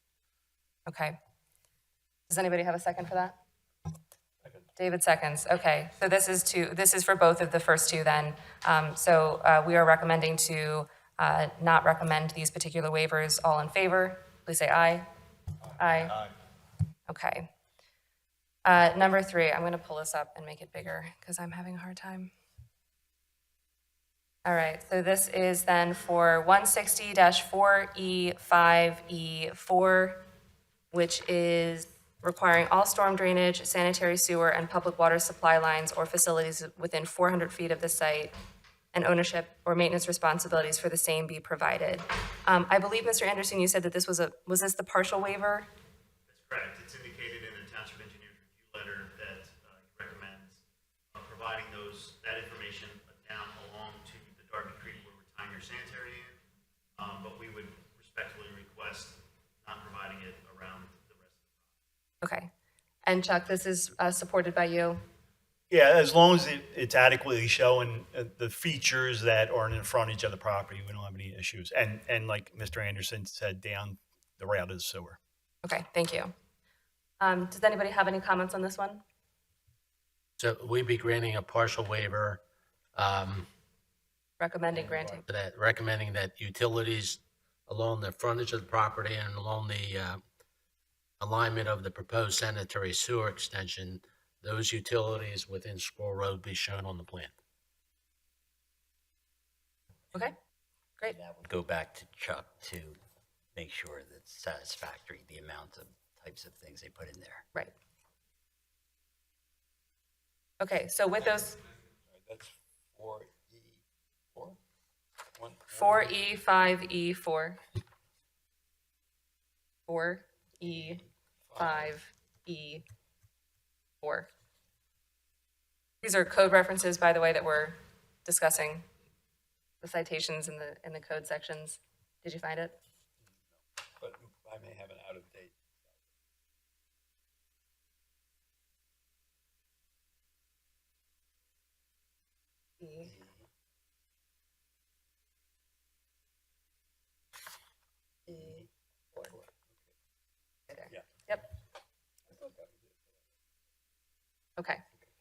Okay. All right, so we have a recommended waiver with the conditions that Angelo articulated. Do we have a second? Second. 6 seconds. All in favor, please say aye. Aye. Aye. Any opposed? Okay. Next waiver request is from section 160-5B3J1, requiring a minimum right-of-way width of 60 feet and a 38-foot cartway for major collector streets. And this, Mr. Anderson, if I can summarize again, you were saying that this tied into the discussions that you were having earlier with the township about widening for a shoulder, correct? Yes. Right, yeah, because there's a little bit of essentially, what we'd be asking is for 4, and then for the sidewalk waiver 7, and the curb waiver 6. We've discussed with the township administration prior that we will look into providing as much width onto this road as possible. So there'd be essentially a partial waiver from, the sidewalk, the curb, and this section. And we certainly would be seeking, if okay with the planning commission, a recommendation to look into what the township administration suggested. So perhaps proceeding that along that way, since now we're bifurcating preliminary and final. So if I'm understanding correctly, you're saying that you would meet some of the requirement, but not the fully stated requirement in this section. Right, exactly. We'd be seeking, our discussion with the township prior is that certainly this is it's a unique property in that there's significant very steep slope in the frontage. So we are going to look into how much widening we can do without, putting any detriment to, taking off any portion of that frontage. We'll get that information to them, and then we'll come to an agreement on exactly how much widening we can possibly do, what is feasible along the property frontage. So our request would be, essentially to recommend to the Board of Commissioners that we look into that and that we provide that information to the township. Is it essentially you're saying a good faith effort to maximize what you provide, albeit not the full stated amount? Yeah, subject to township review of our information. But you're also saying that, you want us to approve something that you're talking to the township about? It's a good thing that you're talking to the township. Right, I guess our request would be, certainly there's some additional work with 4, 7, and 6 that we need to get the township more information. So we would request that the planning commissions recommend that we provide the township with that information, and that provided that they are okay with what we're proposing, that the board approve those waivers, if that makes sense. Yeah, right, of course, it's a little confusing, but we would be requesting a recommendation that we, essentially comply with the township, or that we come to an agreement with the township for those waivers. But we don't know now what that agreement is going to look like. Right, it would be subject to township review for the engineer and planning department. Okay. That makes it a little bit difficult for us to make a determination without knowing exactly, Right. When we say a partial waiver, we're not sure exactly what that means. Right. So to me, that would make it difficult for us to make any formal recommendation on this particular waiver. I think maybe we can just kind of provide you with some feedback without presenting an actual voted recommendation for this one. So I think if I'm getting the sense from the planning commission, stop me if I'm wrong, but it sounds like everyone is generally supportive of this, provided that the talks continue with the township, and that would be something that we would be supportive of in order to maximize whatever that is that would satisfy the township. Right, exactly. Okay, all right. So then kind of tying in then to the next 2 waivers, 6 and 7, so these are going to be for, I'm sorry, go ahead, please.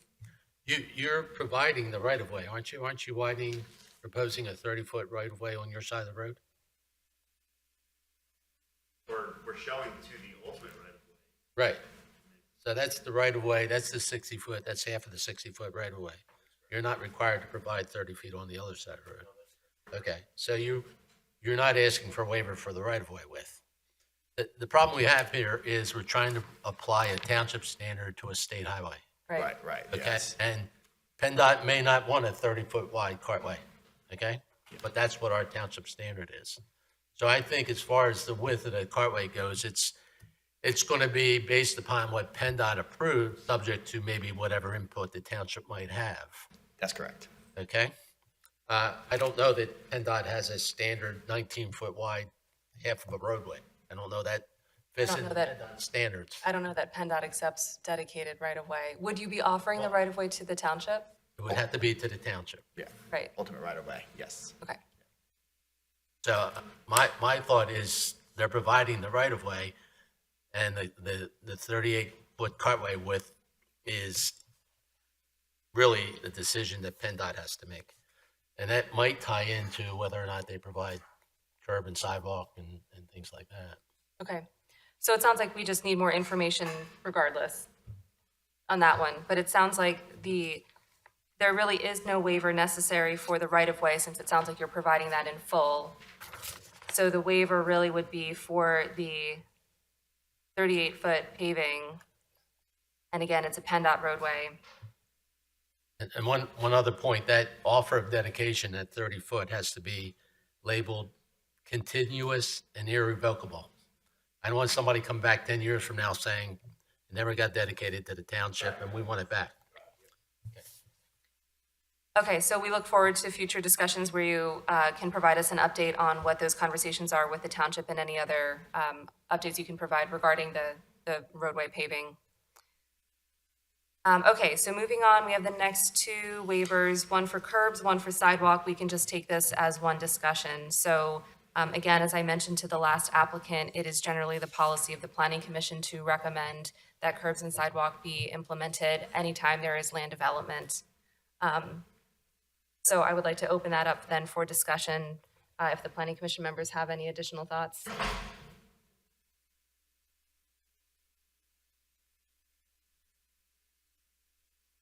I think we should put this off until the next meeting along as part of the two-step process.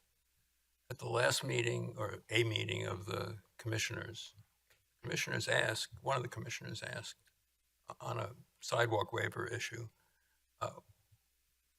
has the Planning Commission approved this waiver? And the answer was no. That was it. The other commissioners didn't pursue that. That seemed to be a concern of a factor for the commissioners to take into account when they make a decision whether to grant or deny that waiver. If it's our position that we're not taking any position, I think we should say that. Not that we've denied it or approved it, just we abstain, essentially. But I think we should hold off and try to get clarification from the commissioners as to what it is they expect us to do. If our policy is to never approve a waiver, no matter what the circumstances, that seems to me we're not. If that's what I would think, that's not what they expect of us. So I would hold off and try to get some clarification from the township. And if we're really going to say we're never going to approve a waiver for sidewalks, no matter what the circumstances, we should tell them we don't take a position on sidewalks. It's your decision, commissioners. Ultimately, yes, it is their decision. It's always true. In every line of the code, it's true. And we're advisory to them, so I think, we can certainly have a discussion amongst ourselves as to whether or not we feel it would be appropriate in this circumstance. But I think that our directive is to increase walkability. This is what our comprehensive plan advocates for. So I think as a planning commission body, we should be advocating for that. Sure, but that's not the same as saying our policy is in every case to deny waivers for sidewalks, regardless of the circumstances. I didn't say that. I thought that's what you said, that we that approving of not approving waivers. It's generally, also, can I clarify, we don't grant waivers, we don't approve or deny, we recommend. Recommend approval, recommend denial. Recommend. Okay. Lou? Yeah, I think this is an English on English translation issue. Take it literally, what you said would suggest the absolute, but I had understood you to mean that's our policy in general, and then on an individual case-by-case basis, we may vary how. Isn't that what your intent was, of what you said last time? Yes. Steve? So then we don't have a policy of always approving or. Again, I said it's generally our policy to advocate for sidewalks in all land developments? Generally. Generally, yeah. Just my one thought of granting the waiver is that, they mentioned that there's some cyclists that go up and down the road. I don't particularly think there's a lot of pedestrians walking up and down this road. It's not that wide. A lot of the other adjacent properties don't have dedicated sidewalks. I would be okay with granting the sidewalk and curbing waiver. I would be okay with recommending granting the waiver request for these two. I concur with Steve, actually. Okay. Yeah. Angela? Yeah, I don't know that sidewalks make much sense. I mean, once you get past those retaining walls, the grades really get extreme along that side of the road. I don't know how you would ever fit a sidewalk along those contours there. So, I mean, to have a short stretch just doesn't make sense. I mean, a lot of this stuff I think is common sense, and I don't know that necessarily it makes sense to put sidewalks in this location. Okay. Would we feel differently if we have more information about the road widening? Or are we general consensus here? Well, I'll just say I concur with the first comment. With Steve's comment? Yeah. Okay. Yeah, my thought process about sidewalks is if you're dealing with parts of the township where it's relatively flat and over time they get built out and they ultimately connect, that's what we're striving for. We're not trying to sort of jam sidewalks into odd geographical configurations or topographical configurations. I don't think anybody really intends that, right? It would make it challenging. I think as a matter of principle, we want to seek improvements to increase our walkability and bikeability in the township. The one gentleman did anecdotally reference that you use this area for biking and do see others biking there as well. Part of it is, it has to start somewhere, whether or not sidewalks and curbing in this particular section, just because of the contours. But I do still feel it's really important to continue to advocate for those improvements, just because, we have to think broadly about this. I don't mean to interrupt you, but if I can elaborate a little bit, because I think I sounded too narrow there. I like the idea of having a wider belt, so to speak, along the road that can be used. It's the situation more to me than a sidewalk, as opposed to all or none. In other words, either we have a sidewalk or we have nothing and it's just a narrow shoulder. I don't think that's a good Okay. All right, so it sounds like there's general consensus there for recommending these waivers. But again, if I can just caveat it with the condition that there is improvements made that address the walkability and bikeability along this stretch. Ultimately, that's going to be the most important thing. So I think, if we don't get the shoulder, though, I mean, I do want to see something there. I don't think that it would be fair to our residents to make all of these other improvements and kind of leave them high and dry, especially around this curve, because if people are already biking there, why aren't we making it safer? So that's my big push. That is, I think, the hill that I will die on, is that there needs to be safety improvements. I'm sorry, sir, we are done with public comment, but let us get through the rest of this. Thank you. Okay, moving on. Street lighting. So we talked a little bit about this. So this would be a waiver to not provide the street lighting. We did talk, though, that the recommendation from previously and reiterated tonight would be to have a post at the driveway entrance, driveway and sprawl, with the further recommendation that there be decorative post lighting at the entrance to each of the individual driveways off of the main. I just think that would be beneficial for delivery drivers and other folks, just being able to see kind of where those driveway turnoffs are. Do we have any comments on this one? Yeah, the intersection of the main driveway with Sproul Road, that has to be a street light, not a lamp post. I'm sorry, a street light, thank you. A street light at the driveway entrance and then light posts at the driveway entrances interior to the site. Which actually doesn't necessarily fall within the waiver. The waiver is for street lighting, but just a recommendation generally. Any additional comment? Are we in favor of this recommendation? Okay. Good, okay. Looks like we're all in consensus with that. So that would be theoretically a recommendation for a partial waiver, Meaning street light. meaning street lighting. So there's going to be one street light, but this would, I don't know how many street lights you would have been required to have under the full ordinance requirements. Okay, so then this would be recommendation for a partial waiver, provided that a full street light is provided at the driveway entrance with sprawl. Great, thank you. Okey doke. Last one then, our storm sewers. So this is the grade of 1.5% and a minimum inside diameter of 15 inches. Angela, do you want to take this one? Yeah, I'm okay with this, provided that you provide calculations to show that the pipe slope and pipe size is adequate for the flow that's going to be going through that pipe. Okay. That sounds reasonable to me. Does anybody have any other additional comments? Okay, great. So it sounds like we would be in support of this waiver, provided that you meet Mr. Capuzzi's comments there. All right.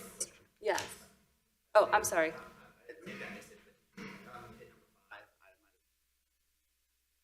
Oh, I'm sorry. That's no problem. I just wanted to make sure. I skipped right past it because we went right from the right-of-way, and then I jumped down to curbs and sidewalks because it was a related. Okay, thank you for bringing that up. Going back up then, the obstruction, so no fence, hedge, shrubbery, wall planting, or other obstruction shall be located within the right-of-way. Site of intersections shall not be obscured by such obstructions. So remind us again then, this is because the retaining wall is going to be in the right-of-way? The ultimate right-of-way. Okay.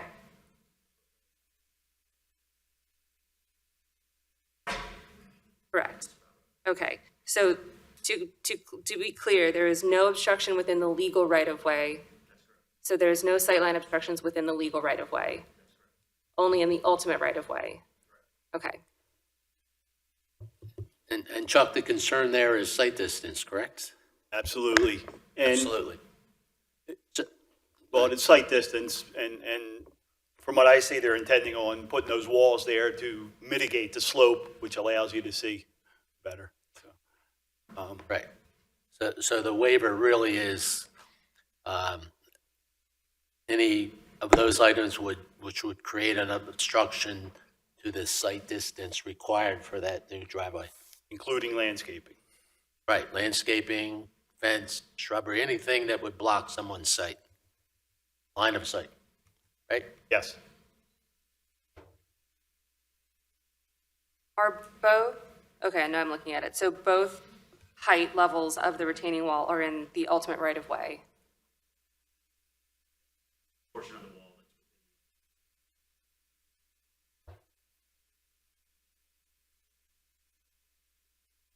Mm-hmm. See this line? Yep. That's the ultimate, right? Yep. So this piece here. Yeah, because But it it's stops at the it's- legal right of way. this right here. This.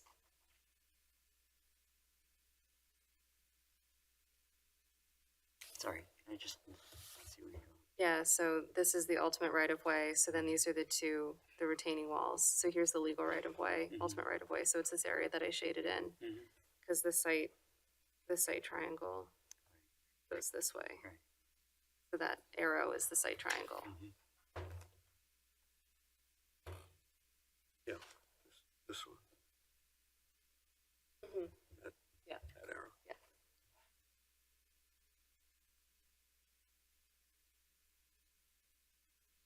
Is there an alternate, I mean, what alternatives could you do so that you would not need this waiver? If you could speak in the mic if there's sorry, since I'm asking you to respond to this one.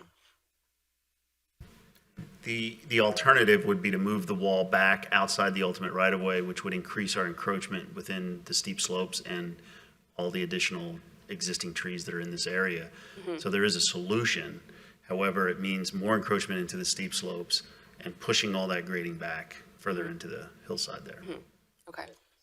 Further you get back in the hillside, the higher your wall's going to be, right? That's correct. And again, so it's only this little area here. This section of the two walls is outside the ultimate right-of-way on the property.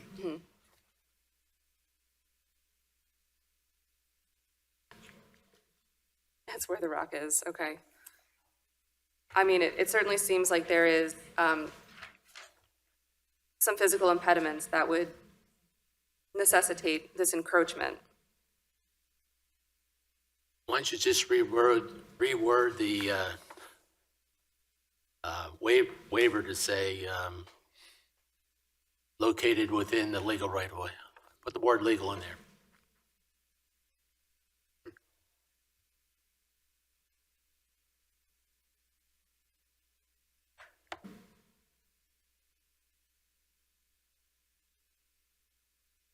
Objections shall be located in the right-of-way.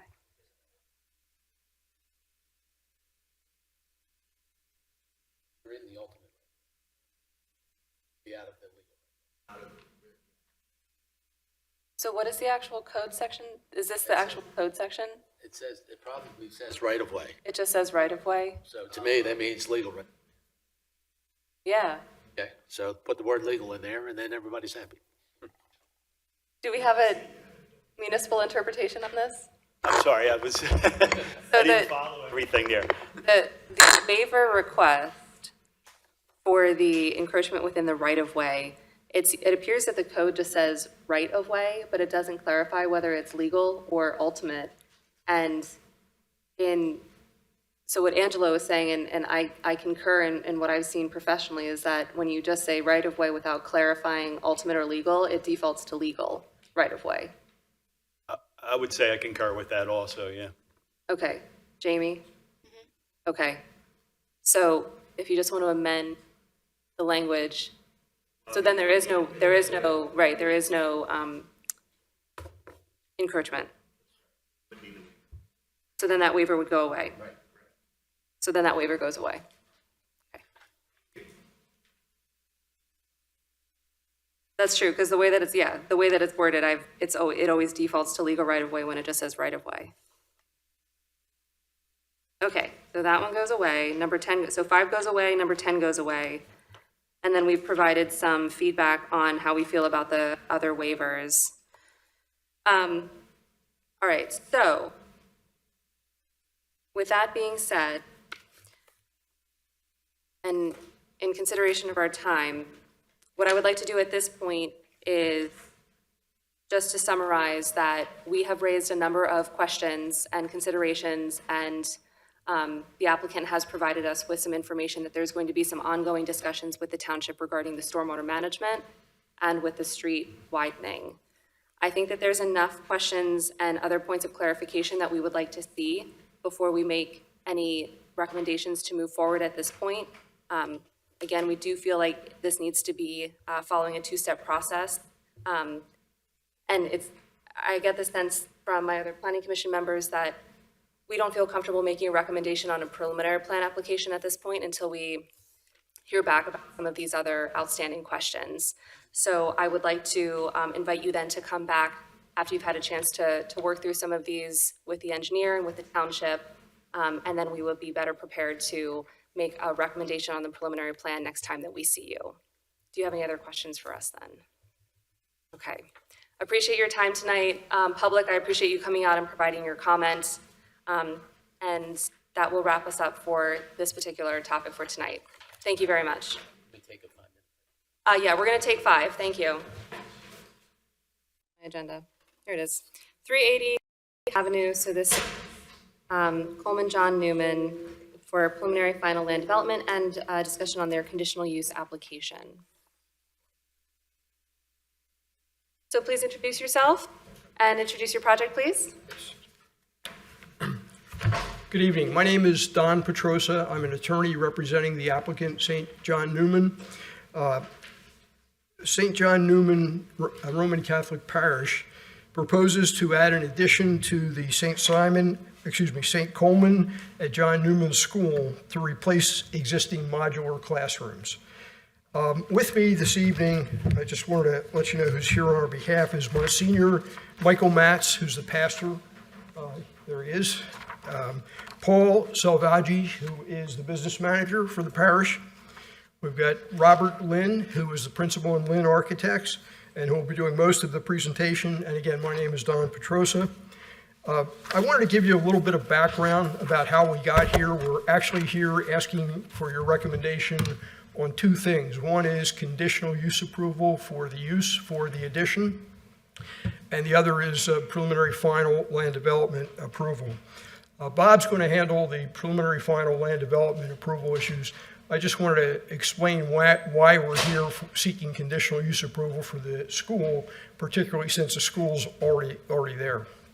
The property is about a little over 9 acres gross, I think 8.4 acres net, and I'm sure you know where it is. It's at 380 Highland Avenue, or Highland Lane.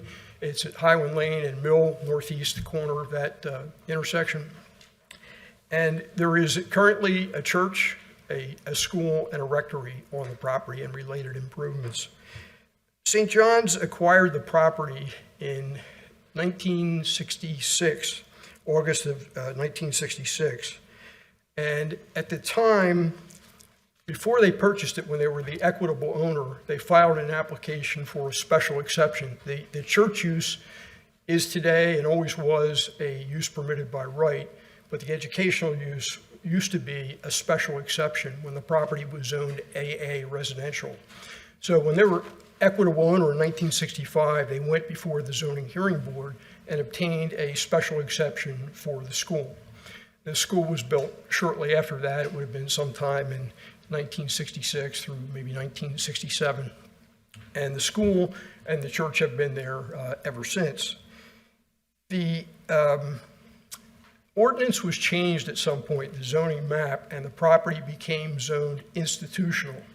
And in the institutional district, the school is now permitted by conditional use as opposed to special exception.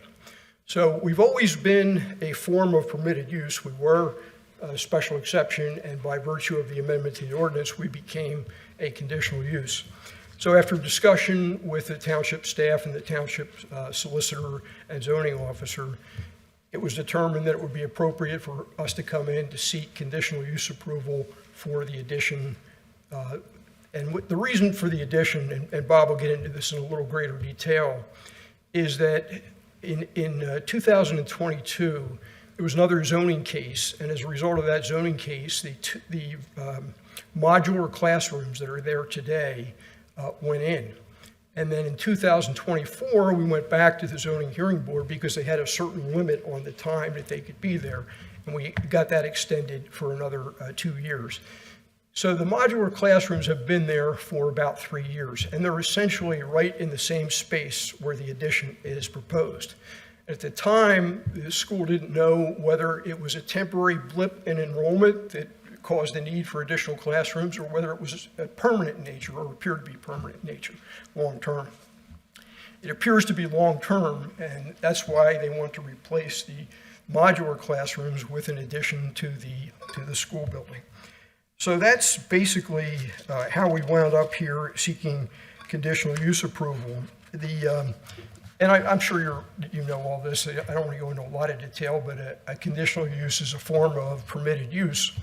And there are no real specific standards for the conditional use approval for an educational use, with the exception of showing that you're in a district that allows it by conditional use, which we are, institutional, and that you're in educational use, which we are, we're a school.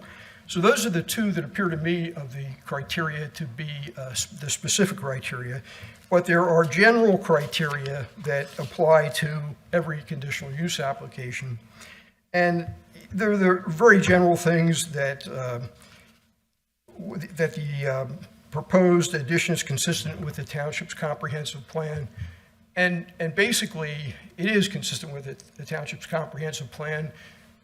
Current land use and future land use is institutional, educational use is permitted.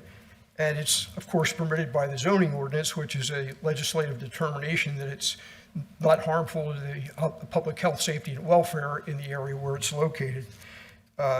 The other criteria are like the proposed addition will not substantially injure or detract from use of the neighborhood property or from the character of the neighborhood and the use of the property adjacent to the area included in the proposed change or plan is adequately safeguarded. And as I said, the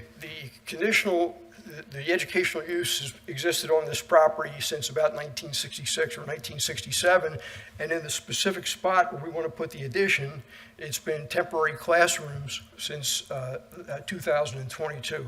This is all 182, 1205 of your ordinance. That's the section done, letters A through E.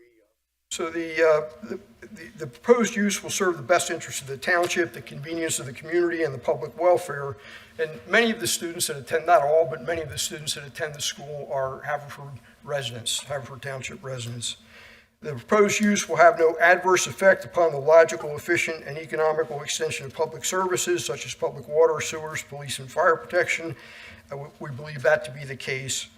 And the proposed use is going through the land development process to ensure sound standards of land development practice.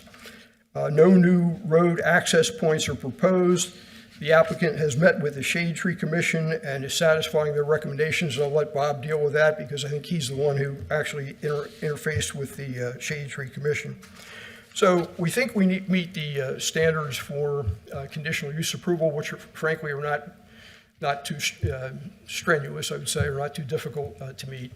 But as you also know, I'm sure, the conditional use doesn't really get into issues like stormwater management or sewage or any of those issues. Those are issues for the land development. It's basically the Schatz case that deals specifically with the use in question. And I think it's pretty clear that we do meet the criteria for the use. And with that, I'd like to turn it over to Bob to review the project and review the plan. He's very familiar with it, and take it from there unless you have any questions of me. Yes, sir. Couple of questions. So basically what you're saying is back when the school was originally built, the school received approval from the township for a special exception, and that became a basically legal use. Yes. It wasn't until 1974 when the township changed their zoning ordinance that it required a conditional use approval. Yeah. So in 2022, when you put the temporary classrooms in, I guess it was an oversight on someone's part that they didn't make you get a conditional use then? Well, it's interesting. They didn't make us get a conditional use. We did go in, there was some zoning relief, but it related to impervious surface and parking, I think were the two issues. But they did, not only that, in 2011, there was a major addition to the school. There used to be a convent between the church building and the school building. The convent was torn down and the addition went in, and they didn't make it, again, there was some zoning relief related to that, but they didn't specifically make them deal with the use. So we were, I think it's a reasonable interpretation, but we didn't think that we needed conditional use approval or special exception at this point. And it was a question of whether or not we should go to the zoning hearing board to ask for a special exception, which I didn't think was appropriate because it's no longer permitted by special exception.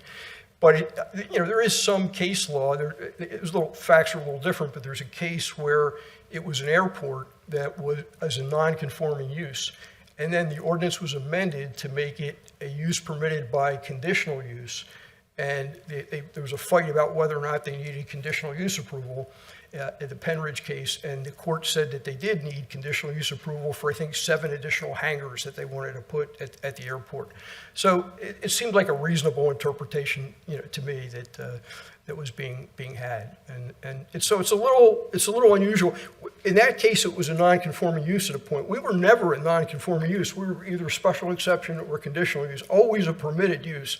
But actually, from an applicant's point of view, it's good to be a non-conforming use. You have some constitutional protections that you might not otherwise, that might override the ordinance in certain instances. But I think this is probably the right way to do it. That's right. And the little addition Don referred to in 2012, they actually implemented was 19,000 square feet, so it was a fairly significant piece Yeah, of it wasn't a little building addition, I at said the time. It wasn't small like the one we're doing today, so. Not to put words in your mouth, but it sounds like this is more a formality than it is anything I think, substantial. I think it is, yeah. So, if I could just interject for a second, Angelo, the 1965 special exception order did say no other building structure or use is to be permitted without the prior approval of this board. So that was where we landed and said, okay, this is no longer, like Don explained, going to go through the zoning hearing board for a special exception because that's not how the code is applied today. We're going to have them do the conditional use and come up to par with that, if that makes sense. Okay, so in 10 years from now, when they come back and put another addition in, do they have to go through a conditional use again? We were hoping we would Yeah. not. No? That's a no?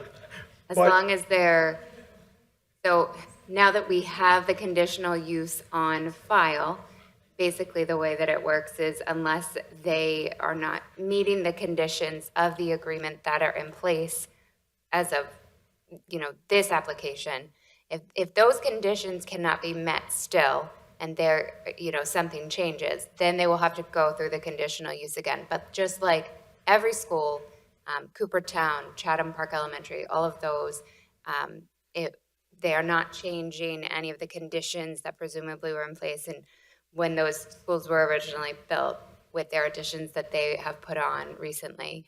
And they did not go through the conditional use because they had them originally. Does that make sense? Okay.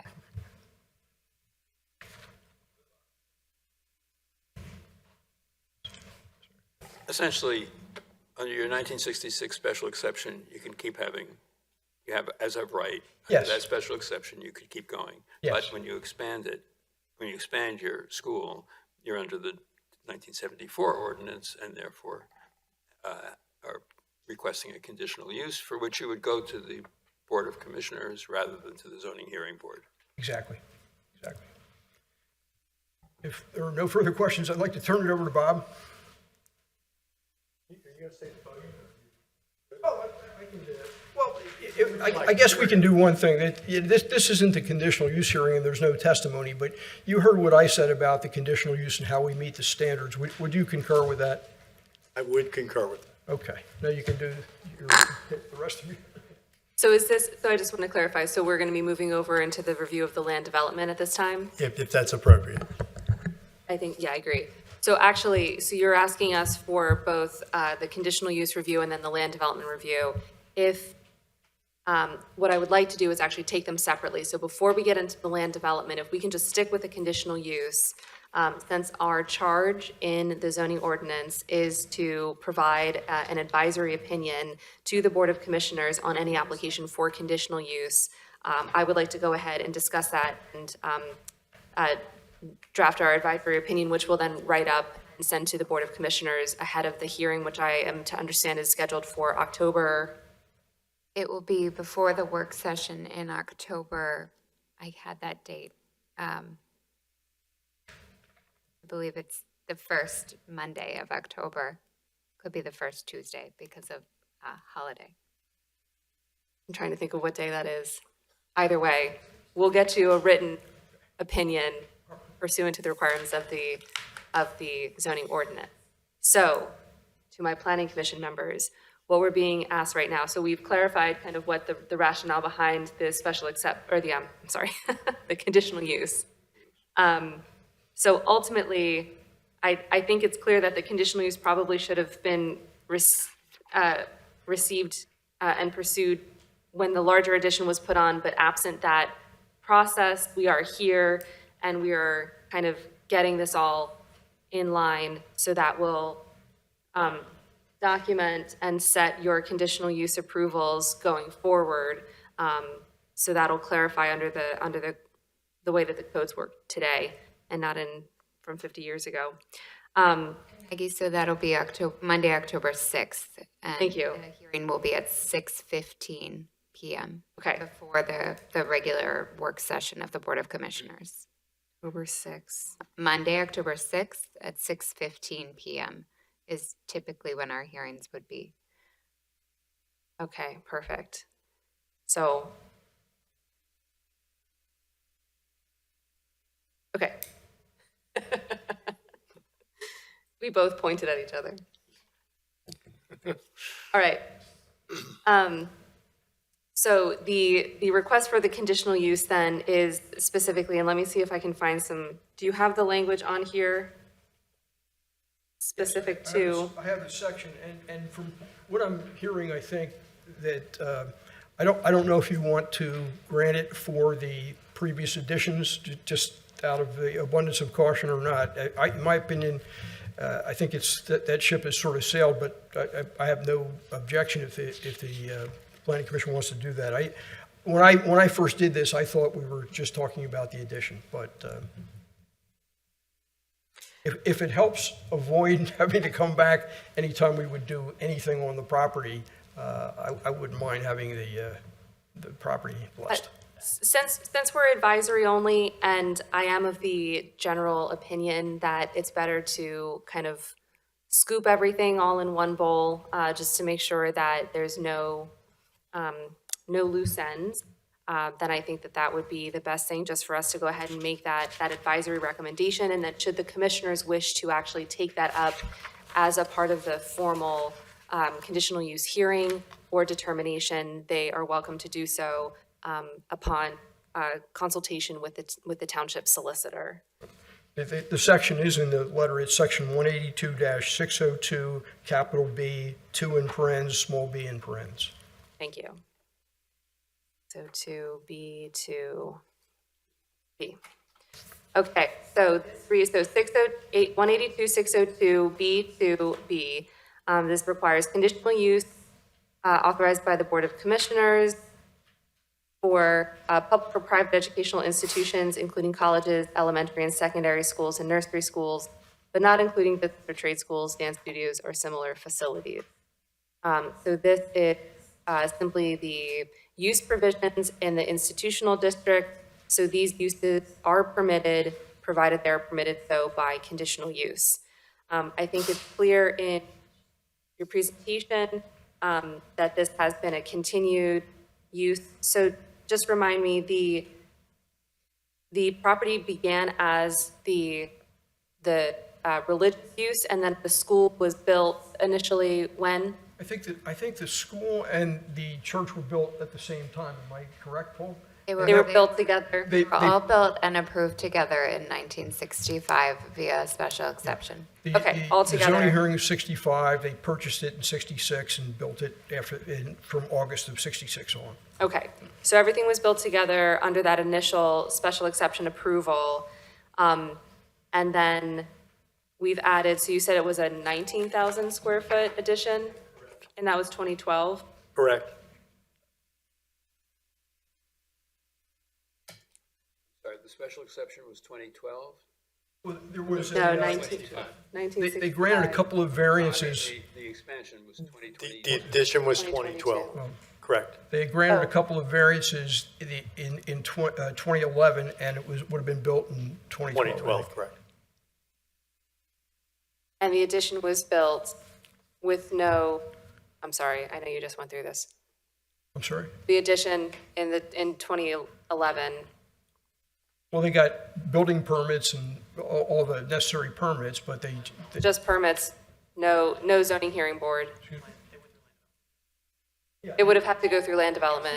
Yeah, land development, right. But no zoning hearing board at that time. No. And the variance is Well, 2022. there was a zoning case, but it did not relate to the use. It related to the front yard setback. I think it was a variance for the front yard setback. Yeah, it says front yard setback and impervious surface ratio. Yes. And then variances were granted again in 2022 for the impervious cover. Right. Related to the modular classrooms. That's correct. Okay. That's correct. So just so I'm clear, starting in 2011 or 12, there were certain expansions of your footprint. Right. And those continued in 2022. However, there was no conditional use granted, or even special exception, but certainly no conditional use was granted back in 2011. That's correct. And now you kind of want to bring all that current. Right. I think that the existing original school met the front yard setback at the time that it was built, but the ordinance changed. Yeah, that was what it's about, yeah. But you're right, what you said was correct, yeah. Okay. So, under current ordinance, institutional districts, public or private educational institutions are permitted by conditional use. And so what we're saying here is that the use has been continual and operating since its founding in the 60s. You've always operated as a school. There was multiple additions added in the past. We're taking the modular classrooms now and we're converting them into permanent classrooms with interior connector hallways to the existing building. Right. So, to me, this is, the use itself, there is no question as to the use. The use is continually operating and is permissive, so it is therefore supportive. So what I would like to recommend is that we provide support to the conditional use application, inclusive then of the 19,000 square foot that was previously added, and inclusive as well of the proposed addition that is being proposed as part of this current land development plan, to include the original footprint of the school, and all subsequent additions that were added to the school shall be included in then this use, and then that structure housing such use under the conditional use approval. Does anybody have any comments or questions on that on the Planning Commission? I think it makes sense. That's your motion? Yes, we can make that my motion. Okay. Subject to the condition that they get the appropriate, that the applicant get the appropriate land development approvals for the addition. Subject to obtaining the land development approvals for this new addition. And I think you're correct, though, that the case law in Ray Thompson says the conditional use actually comes first. I mean, sometimes they're heard the same night, but the commissioner should actually vote on the conditional use before voting on the land development. Right, so I'm not sure that the caveat that the land development get approved, because they could have separated this, so they could have gotten the conditional use approval and then come forward with the land development separately. Yes, all I'm saying is that after they get the conditional use approval, they have to get land development approval. Right. Sure. They can't stop at the conditional use process.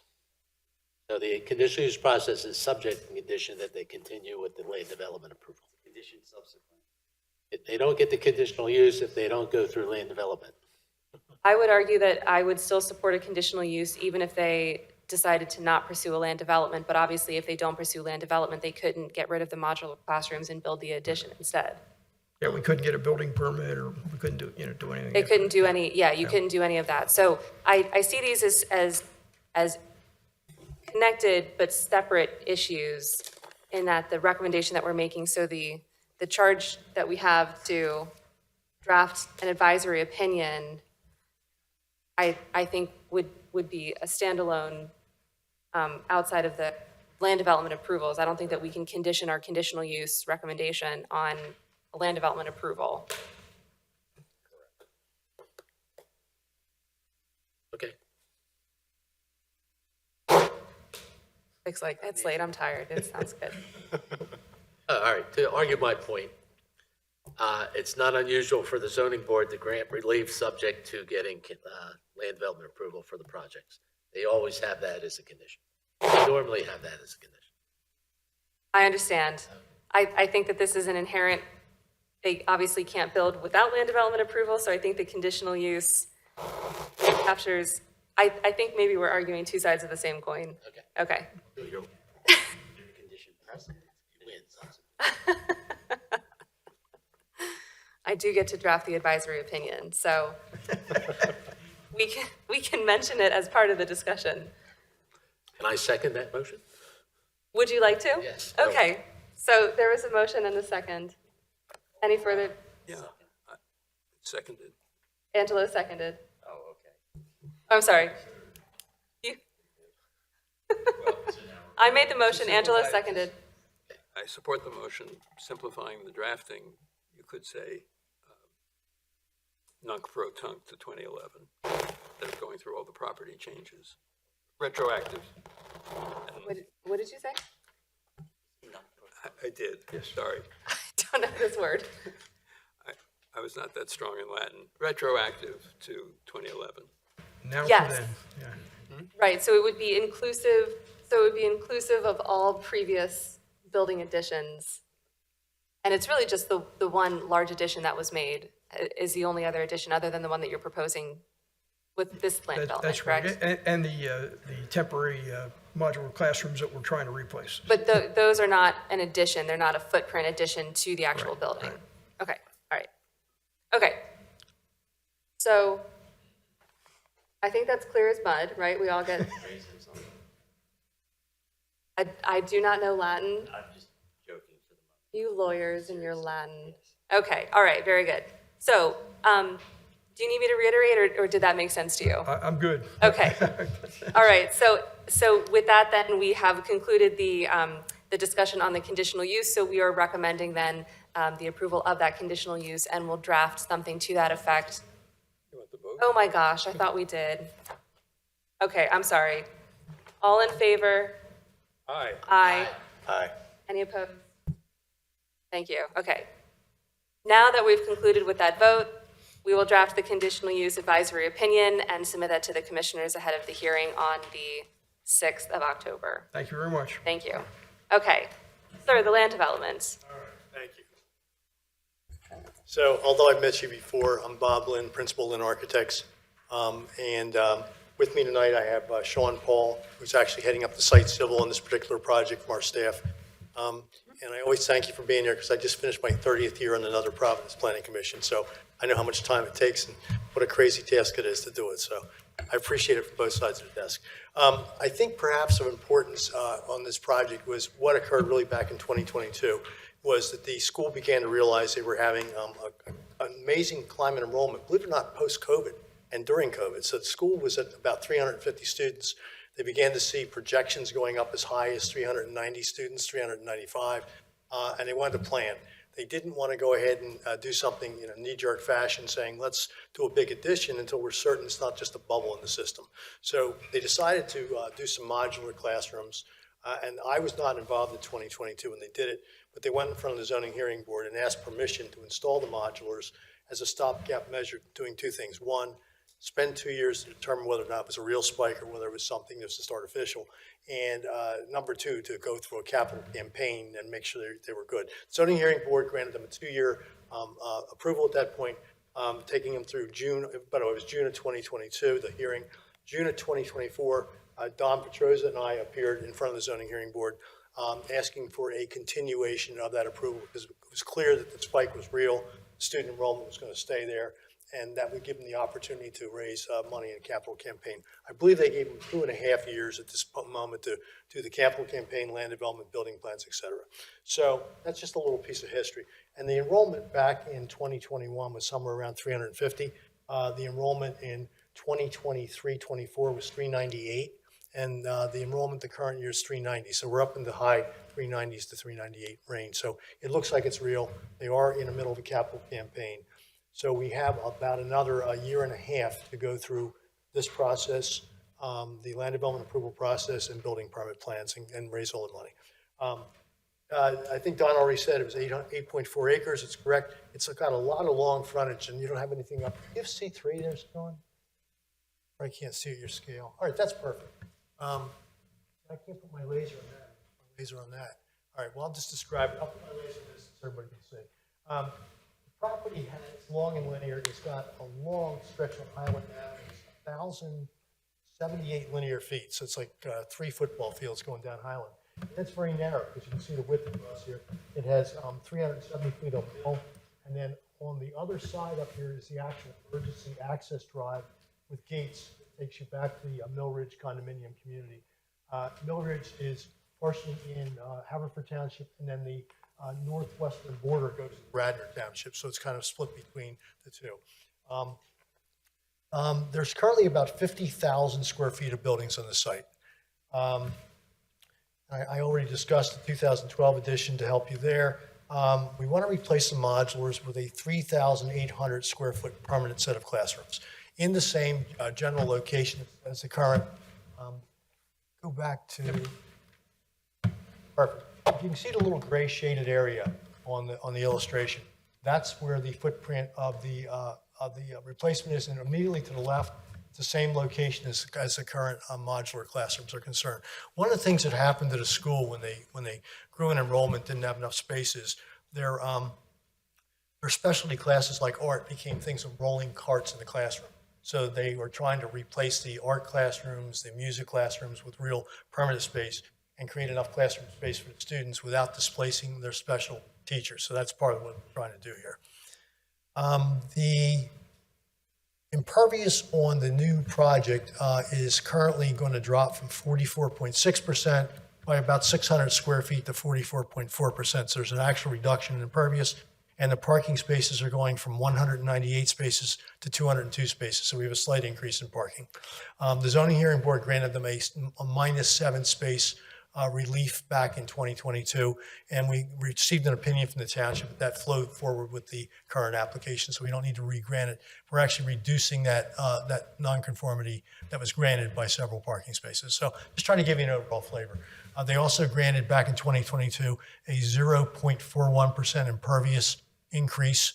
Again, we're reducing that slightly right now, but again, the ruling from the township was that would also continue forward into the current plan.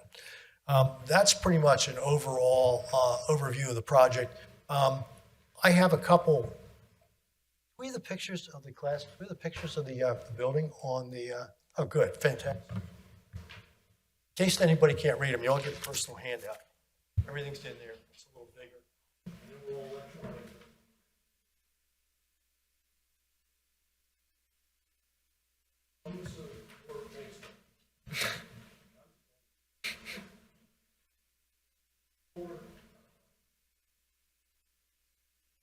By the way, Jamie and Chuck have just been unbelievable in how much they interface in this project. I'm really seriously, since it is guidance and talking, I do appreciate that interface. So, do you have existing pictures also? No. In your little packet, towards the back, you'll see the modular classrooms. There's a wooden accessible ramp sitting out in the parking lot that likes to get hit by cars. The classrooms themselves are nothing to write home about. And this is just an attempt to, again, put something permanent in the same location. There's a space on one of the photographs. There's a real kind of a no-man's space, which makes everybody a little nervous between the modulars and the building. And we're closing that space off with some small toilet rooms in the same general area that you'll see a little bit of a landscape space that's kind of overgrown in the middle.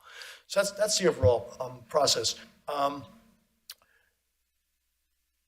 I think if it's okay, and I'm going to defer to the Planning Commission and the engineer, if I could bounce to the Township Review Letter of May 29, 2025, it might give us some guidance on where we're going. And if I could even further bounce to the final set of comments, everything. Can we leave the waiver request for last? Is that okay? Okay. And bounce to the subdivision land development. There are comments number 5 through number 24. And to give you an executive summary of those 20 comments, 17 of those comments are will comply, can comply. People always say will comply, but the question is, can you comply? So there can comply, will comply. I need some guidance on number 10. And number 10 is, you just discussed, I believe, at your last case, for any new non-residential development involving 1 acre or more, land shall be required to be set aside for open public space. I don't know if that refers to my quarter-acre development or my 8 acres of overall tract size.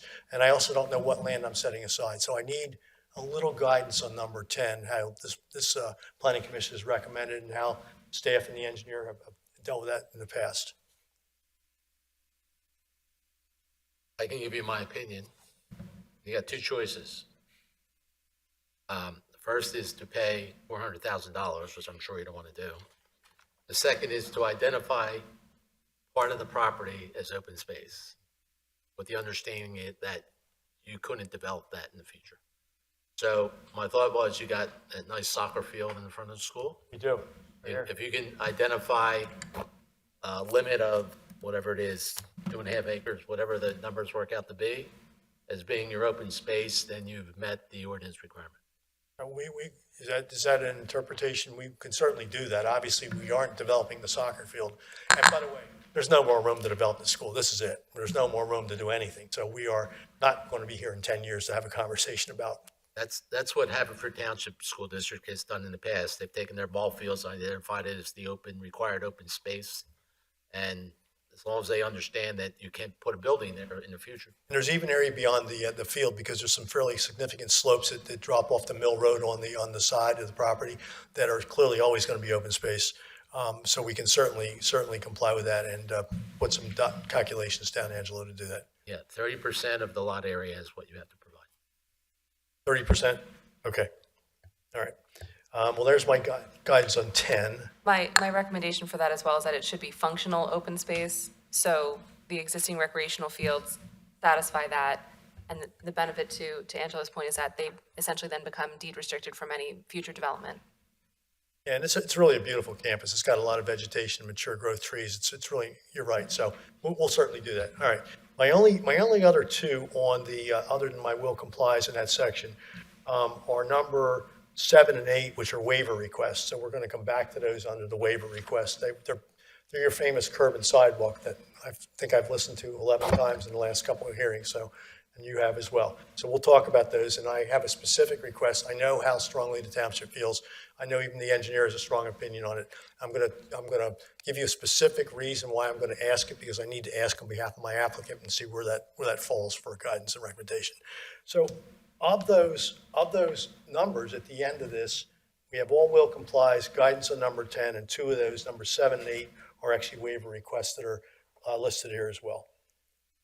So moving up to the zoning piece, the number 1 zoning piece, I believe, has been extinguished. That talked about the non-conforming use of the lot or land. I think we covered that ad nauseum a few minutes ago. So we know that we're cleaning up the past. We're going to memorialize where we are with the conditional use and kind of, let's say, call it housekeeping to make this thing in one little envelope. So I'm very good with that one. That disappeared. Number 2 is worded, there's only 4, so I won't bore you too long. In the case of parking lot, which is accessory to a permitted use and which has facilities for 3 or more vehicles, we certainly do. Any boundary or property line which abuts a residential district shall be screened from the adjacent property by a buffer planting strip not less than 5 feet in width. We recognize there's existing screening in various areas. However, it appears some portions of the existing buffer could be further improved to enhance areas that are not as robust. One thing we are doing, we're eliminating the width of driveway on the one side, so we're actually going to move further back. There is some fairly significant landscaping if you look at the pictures that's in place. But the other thing, and I'm going to segue into something that your audience in the back row is probably interested in, is we're going to introduce a substantial, not part of the land development, part of the township, a separate project, a substantial stormwater management improvement to the site. In 1965, there was no stormwater management. In 2012, they picked up the roof leaders for the addition, but none of the parking.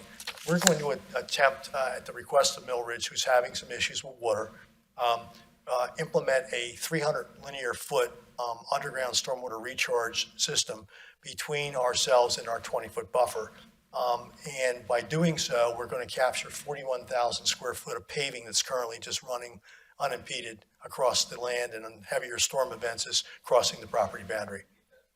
Yes. We're going to handle 41,000 square feet of additional parking lot surface that has never had any stormwater controls whatsoever. And in particular, I'm just going to point to my picture, the one up there. It's the area right in here. Right now, we're getting a pattern of crossing of some water here, and in heavy events, we're getting another pattern of crossing here. And some of it's end running from the outflow of the existing system, which is in place, but I don't think functioning well. We're going to replace it entirely. It's actually running down, and then it's doing some ground scouring here. So we're going to, and we started some concept planning and interface with the township engineer, introduce a new recharge system we think is going to really make a big difference in capturing currently non-captured stormwater. They did everything by the book in 2012. This is voluntary. It's not inexpensive. But the church, in a couple of interface meetings with the condo association, has agreed that they are willing to reach and do this. So the reason I'm going to say this, I don't want to put buffering in my stormwater management system, especially on that one side of the property. I don't want to start to go on top of it. Yes. That is the existing from 2012. That is, I don't know off the top of my head, I believe it's only 50 feet long. We're replacing it with a 300-foot long structure, not a part of this project. That was just to capture the modular classrooms. Sean, sorry. I'm sorry. That was just. Sorry, Sean Paul from the Architects. That was just to capture the modular classrooms. And we actually put another small system in as well when we're putting in the permanent classrooms, even though we're reducing our impervious. So we've got that corner of the site covered. That's not an issue. That works. It's the parts that have never had any stormwater management. I don't know if you can look over your head, but right here, this is where we're going to put a football field long. Are you tracing too? Yes, I can. We got opposing for dueling. I can't do it up there because it doesn't let me do it. Oh, you can. Is that then replacing what's shown as existing? or Correct. that's- Yes. So this is coming out? Correct. And it's being replaced by a much larger facility? Correct. All in this back buffer area? Correct. Okay. Not a part of this application. Our Correct, application right. still handles our stormwater as required, meets all the requirements. This is in addition to. Because what you're proposing is the stormwater facility is on the side here. Correct, yeah. So Okay. there's an existing stormwater facility that the modular buildings uses, which is behind the building. It's up in the back corner. I'll pull it up on here. That's the stone bed? Correct. That is an existing stormwater management facility that was used to handle the modular buildings at Which was designed, 1800. reviewed, and inspected and approved by the township in 2022. Right. So that's able to handle 1,800 square feet. We are sending 1,750 square feet to that. We're reducing it a little bit. And then the 1,820 square feet is going over to a new stormwater management facility in what is currently asphalt. Right, we so are- you were necking that down a little Correct. bit, and then the level spreader out behind that.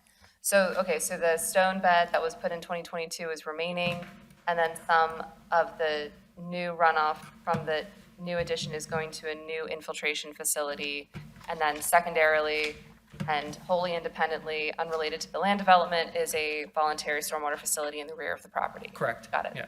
And the reason that's brought up is additional landscaping in that buffer is going to be difficult just due to the size of the stormwater management facility, because we are going to be handling around 75,000 square feet of coverage into that new stormwater bed. Chuck, I didn't misrepresent that being an independent and parallel project, did I? No, not at all. Okay, thank you. So this is a very big lift for the school. This is a six-figure improvement with a 2 in front of the 6. So it's a very large expense, but there's been some really good dialogue. First time I believe that the church and the school have been aware of this. This isn't a recent project. Nobody's really said a word before. They have done, Millridge has done on their own some stormwater improvements, trying to even handle some of the problems to their credit. So, and there is a memorandum of understanding reached between the parties on the initiative. So we wanted to make sure it was memorialized in some capacity going forward. So this is going to happen as an improvement. So that's the reason I really don't have the opportunity to put a plant there strip. However, there is still significant vegetation on the Millridge side. It's a lot of undergrowth scrub, some bigger trees. It's taken a lot of wind damage in the last season, though. It's really starting to go down. Is that, just to clarify then, so the trees that we can see on the aerial there, are those on the Millridge property? Just slightly on ours in some cases. It's like 3 feet. It's only a 20-foot strip. Some of them are 3 feet under ours. One of the really large ones in this picture, that came down, the willow came down in the last storm. It's gone. Most of that is on Millridge's side of the property. Only because it relates to the comment about the buffer plantings, but will you be taking down any of that as a result of the new stormwater facility? Down at all, no. Okay. But the comment is it's difficult to add new buffer plantings because of it. We don't want to ever put a buffer, we don't want to put plantings on top of a stormwater Or even infiltration that system. close to. It just wouldn't make any sense. And by the way, we did meet with, on the rest of the site, I did meet with the Shade Tree Commission. They actually looked at the entire site, even though I'm only developing the back right corner, that's fine. And they concluded I was 2 trees short. Three. So, 3? 2. Yep.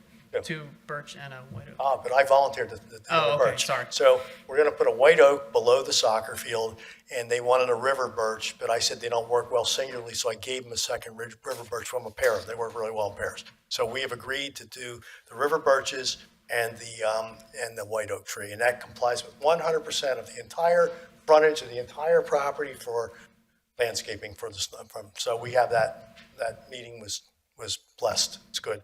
And the only other thing I have is number 4. Oh, that's the Shade Tree Commission. I got the Shade Tree Commission. And they were also fairly impressed with our perimeter plantings all the way across Highland. They thought they were nice, mature, the trees are 50, 60 years old now, so they should be nice. They really liked what they saw there, and you can begin to see those in that illustration, either behind your head or on the smaller screen. There's a really mature row of trees, which is why we really complied with the tree per 30 linear feet of plantings. That's really, to be honest, my zoning and my subdivision and land development feedback. We like everybody, seem to like to ask for a lot of waivers. And we asked for several, and I'd be happy to walk through each one, or have Sean, with his expertise, walk through a couple. Would that be okay if I just wandered into those? That's the only other part of the review letter. Yeah, so if we're ready, we can move to the waiver request. So feel free to go through those, and then we can discuss. He asked for a partial waiver request for not doing soil condition testing under the building, because frankly, it's under the existing modular classrooms and under the paving. But we will, in speaking with your engineer, we will do the testing prior to construction. So when we're tearing things up, we'll just confirm what we have for subsurface. So it's really only a partial waiver. And I don't know if you want to talk about these one at a time or have me go through all of them. Let's go ahead and address them as they come up. Okay. So that we don't forget the explanation as we go. So Chuck, you're in support of this? With the phasing, with them doing the testing when the modular classrooms come down? Yeah, anymore, it's kind of typical that at least it's confirmed during construction. So yes, I don't have a problem with that. Okay. Angela? Do you have any records of the testing that was done for that little seepage bed? Yes, we do. Yeah. What were the results of those tests? Were they decent test results? Higher than expected, I believe. Okay. They were above 2 inches per hour. Okay, so there's a fair amount of possibility that the new testing will be somewhat usable ground.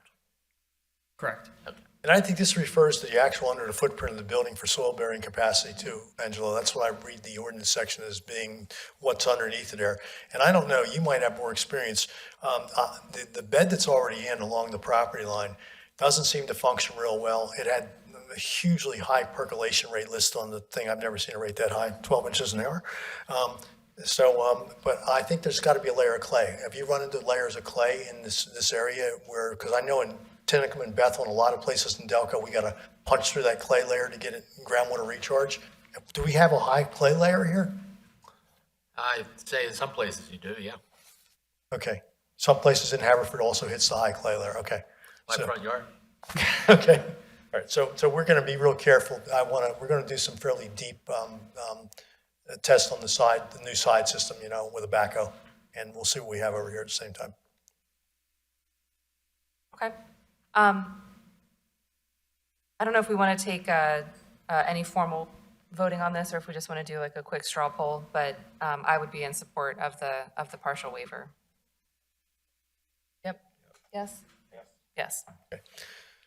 The next one, we're going to let a guy with an engineering discipline versus a dumb architect speak about, because I'm not going to talk about meadow condition, although I designed stormwater for 40 years. He's a lot smarter than I am at it. So I'm going to let Sean take over number 2. Well, I'll first start off by saying that I believe this it's under section water quality requirements. Talking about the meadow versus existing conditions. We are meeting the meadow conditions for the Act 167, which basically means that for the 2-year, 24-hour storm, We have to take the existing pre-developed area. If it's not forested, it's considered meadow in good condition, which we are doing for the Act 167, which is basically just a 2-year storm. It was interpreted as continuing on through that all for modeling surfaces required meadow in good condition, which I guess would be up for interpretation. So we ask for a waiver for this. Later on in the section, it does speak about that the existing conditions for redevelopments can be treated as existing conditions, lawn or impervious, not including meadow condition or 20% reduction. So it's more maybe just clarification. I believe it may just be for the Act 167. I think it's copied for 167, just for the 2-year storm. So if it is for the 2-year storm, we do meet it. If it's for the entire development, we were asking for a waiver. Hey, Chuck, I have a question about your comment, or the waiver request. I don't know which one. It says requiring all pervious surfaces to be counted as meadow. Should that be impervious surfaces? Yes. Okay. We assume that, yeah. Okay. Is that you guys or the township engineer? Could be me. Okay. I'm not going to say it wasn't. It was obviously us. He never makes mistakes. And generally, it's been my experience when you're working with an isolated area on a large property, you only consider the area that's being disturbed. We recently had a project at the Quadrangle where they put in a little art studio, and we certainly didn't make them go through for their storm management to analyze the entire site and all the impervious on that property. So I would think that whatever partial waiver is being requested, as long as they're dealing with the area that's being disturbed, I'm okay with that. I'm just looking at the code now, and I'm not actually seeing that this actually Derek, I got a jives. bigger- 78, Are you saying it actually applies? well, 7837, B1A. 7837D1A is post-construction runoff volume. Yeah, this one right here. I just said this was easy. Oh, now I got it.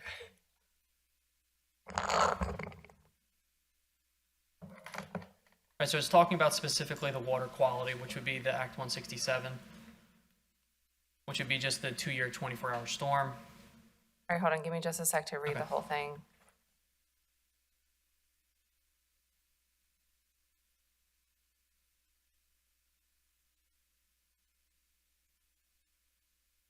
Okay. Yeah, 20% of existing impervious areas. Okay. Again, Chuck? I'm sorry. Thoughts on this one? So this is the water quality waiver?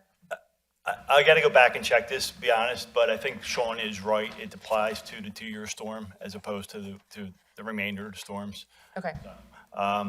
We wouldn't have any objection to that if that was the case, but I do need to double check that. Thank you.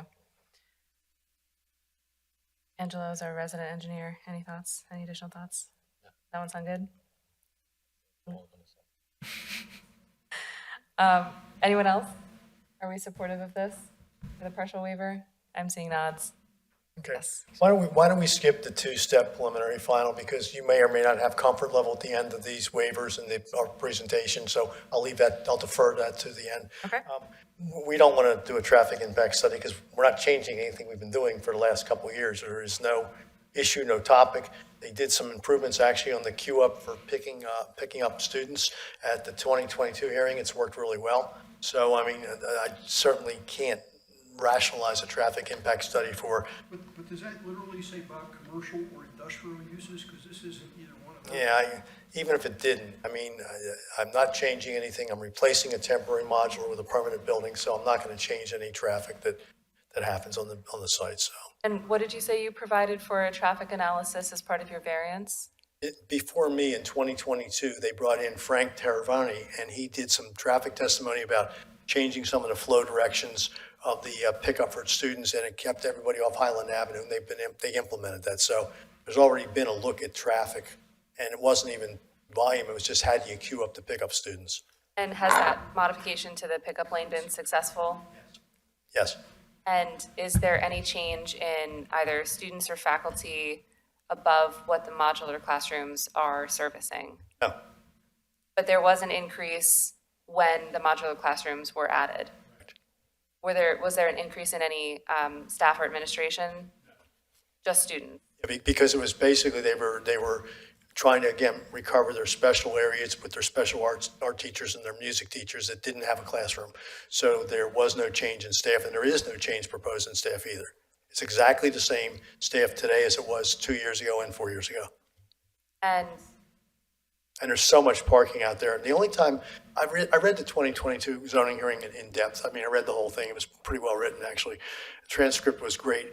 And the only time they have any problem with parking, according to the transcript, was, Christmas, Easter, special events, and the school's not even in then. It's just the church itself uses the school's parking. So there's a nice shared symbiotic relationship between the parking fields there.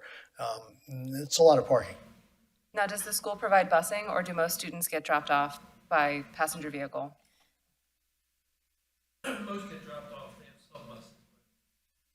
Business director says most get dropped off. So, okay, so mostly, but with the implementation of the modification to the drop-off lanes, the backup on Highland Avenue has been resolved? Yeah. Okay. It was a creative solution. I read it. I was really, really impressed with the solution. Angela, it sounded like you had a thought? Just wanted to answer Don's question about traffic study. I mean, historically, we consider schools as commercial, okay, even though it doesn't say it. I mean, hospitals are institutional. Normally, If this were a new school, you would have to have a traffic study done. normally Okay. it's institutional. I mean, it's a separate category. Whatever, we're fixing our ordinance, Don. Be careful what Commercial is equivalent to just non-residential as an umbrella term. It's interesting because the fee in lieu, residents put more of a demand for recreational facilities than the commercial do. Which is why we're That's the going whole through rationale a for full fee in zoning, a full zoning rewrite. No problem with your interpretation. All right, does anybody else have any comments or questions on the traffic study? Okay, I feel pretty good about the fact that there was some discussion a couple years ago as part of the zoning hearing board, and if there's no overall concern about that, I would be supportive of that waiver request.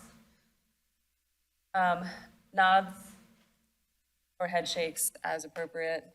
Thumbs up, yes, yes, yes. I was going to say, if there were a concern about traffic, it should come up in the conditional use hearing. I don't think there's any condition that you have to address in the conditional use hearings that speaks specifically about traffic.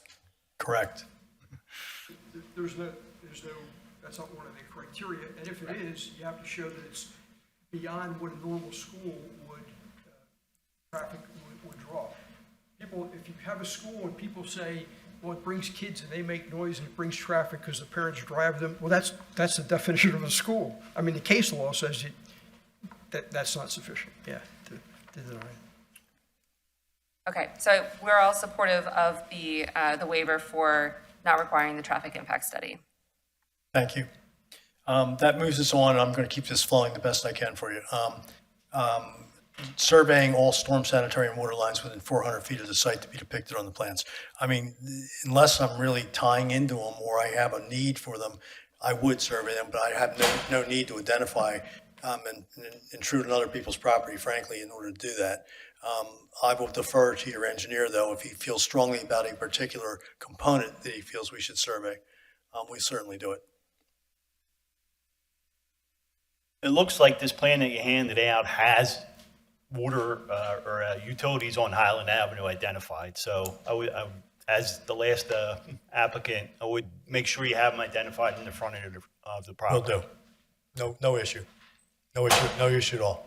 Are there any new restrooms being proposed as part of this addition, or are these just like hallways and classrooms? 2 single-user powder rooms in the addition, but we're not changing the population of the building, so we're not creating any more EDUs or fixture units of affluent. It's just a matter right now, the students and their younger students in these classrooms, by what they want to do, have to go out of there and go into the building to use the bathroom. They just want them closer to the classroom for keeping an eye on them. So we don't anticipate any change in any water flow volume or, disposal. All right, so in regards to the waiver, I think provided that you satisfy the engineer's requirement for showing everything along the frontage of the site, that would be satisfactory, and we would be supportive of this waiver as well. Planning Commission, can we affirm? Affirm? Affirm? Okay, affirm. The next one, thank you. The next one is we're only asking for a partial waiver. We have no problem doing upgraded lighting around our addition. In fact, the old school way of doing it, you put a wall pack on, you shine it outward, and it doesn't work. It just annoys your neighbors. So we have a new pole, and we did a full photometric plan on the pole in the back, shining inward. And then we have one wall pack on the side where there's nobody else there. So we have provided for our area of change. In fact, there is the photometric plan up on your screen. We provided lighting for that area. I did tell, and I will put this on the record tonight, the residents of Mill Ridge, that I was going to look at two particularly annoying light fixtures they have on the back of the rectory house, and we'll see if we can't do something to change those at the same time, because they shine outward. By the time they get to the property line, they're only like 0.5 foot candles. There's not a lot of light, but they're elevated, so they're looking at the light source. So that will go on the record that we will take care of that as part of this project. Okay, yeah, I would definitely recommend taking an evaluation if you're willing to kind of look beyond the specific scope and just make sure that anything that isn't full cutoff, that you make them full cutoff, just to eliminate that glare issue with the exposure. Zero cutoff right now. We got direct shine. Push it out as far as you can. Yeah. So the new fixtures, of course, are cutoff luminaires where you don't have any backlight. Okay. So, but I did personally tell them I would do that, and I will do that. It's, again, everything we're doing with the stormwater, that's not a very big thing for us to do, and we can fix. They're 1965 light fixtures. So, all right on that, Monsignor. Monsignor's affirmative head nod confirms I'm okay to say that. Okay. I'm going to get fired after I leave. We come to curbs and sidewalks. Actually, we skipped number 5. I'm sorry, yes, there's 2 number 5s here, by the way, under your waivers requested.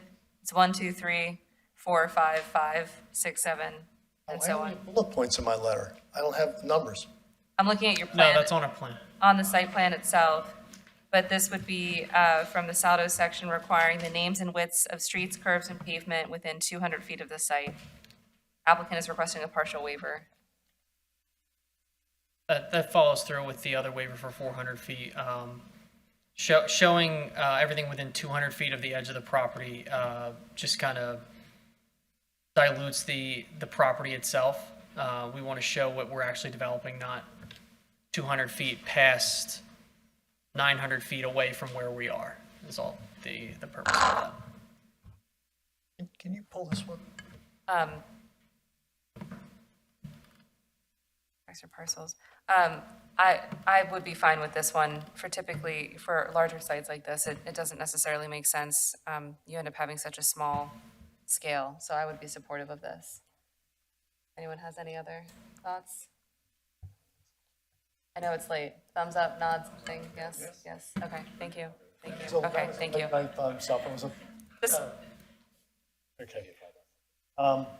I know you will. Is this rendering on the? Is this site? The site plan. Is it on your? On what's in this system for the township? Yeah. What do you I just want to get that up on the screen if I could. The aerial. Yeah, please. Thank you. So I have a request, and I have a reason for my request. By the way, we wrestle with this exact sidewalks in other Providence Township. Every applicant, we go through the same thing.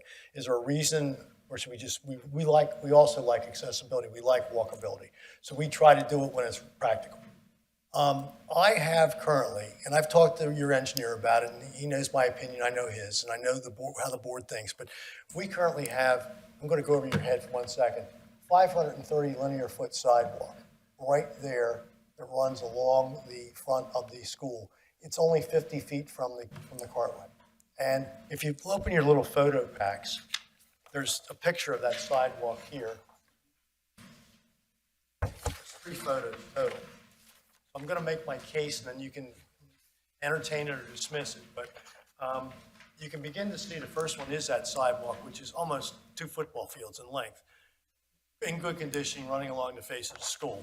The second photograph is the shot of Highland Avenue. And you can see there's a bit of a problem with a berm coming up from the roadway there. And when I was with the Shade Tree Commission and discussed the potential for a sidewalk out there, their advice to me, and they were going to share it with the township, I don't know, Jamie, whether it came through in the recommendation or not, they said they were going to put in the recommendation was, don't start to put the sidewalk on the flat section because they're worried about the root balls and the drip edge canopies of the trees, and they're afraid we might damage them. So that was their thoughts. Plus, I'm creating more impervious, frankly. But if you look at the third picture, this shows you how close the road edge is to the internal sidewalk. It's practically on top of it. You can see the edge of the roadway and turn in, and then you can see the sidewalk right beyond it. It's about 50 feet to walk. So we had suggested, we proposed your last picture, which is take the little pink sidewalk and simply link it to the roadway with a little yellow sidewalk cutting through the landscaping, and use the existing 530-foot sidewalk, because I got to find $225,000 for stormwater management. I don't have $100,000 to put the sidewalk in and do that at the same time. I'm really trying to work within the budget. So my budget concerns are not your problem. But if I have an existing sidewalk that functions, I'm simply asking consideration that perhaps that can continue to function, and the pedestrian traffic on Hilltop is not there. So that's my little appeal to you, if you will. I thought the photographs might help you see the conditions of the sidewalk that I'm talking about, and the aerial certainly shows you that's a long sidewalk. And it is about $100,000 to put in curb and sidewalk along just that section of Highland Avenue. So if I'm understanding correctly, Yeah. you're suggesting that whereas now, I guess it's only the people who are students and otherwise associated with the school use that sidewalk, that anybody in the public could walk down the street, use the yellow path, and then walk across the pink and then come back. I've actually seen the public using the existing sidewalks when I've been out there. They have used it because it's a nice path. And the church and the school welcome people seeing what they're doing, so. You're talking about the sidewalk alongside? Yes. Well, the sidewalk is the pink. The current sidewalk is pink. The pink is the current sidewalk that serves, again, it's about 530 feet. And then it's next to the driveway. And I'm just asking whether we can consider using that sidewalk. So where you go with it is not my decision. I'm telling you, there is a reason I asked for it in this case. Are there school speed limit signs along Highland Avenue? Flashing lights? Okay.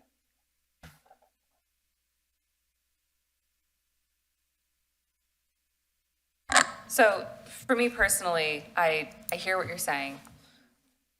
If I were walking along here, I would think, this isn't my place to walk. This isn't a property that I want to go into and walk along and come out of, because this isn't a destination for me. This is a private property, and I don't want to be entering into private property. If I'm just taking a walk down the road, because I live on this road and I'm walking my dog, I'm just going to end up walking, frankly, in the grass or in the streets. I don't want to speak for everybody. You say that you do see people kind of pop in and walk along it and then exit. That may be.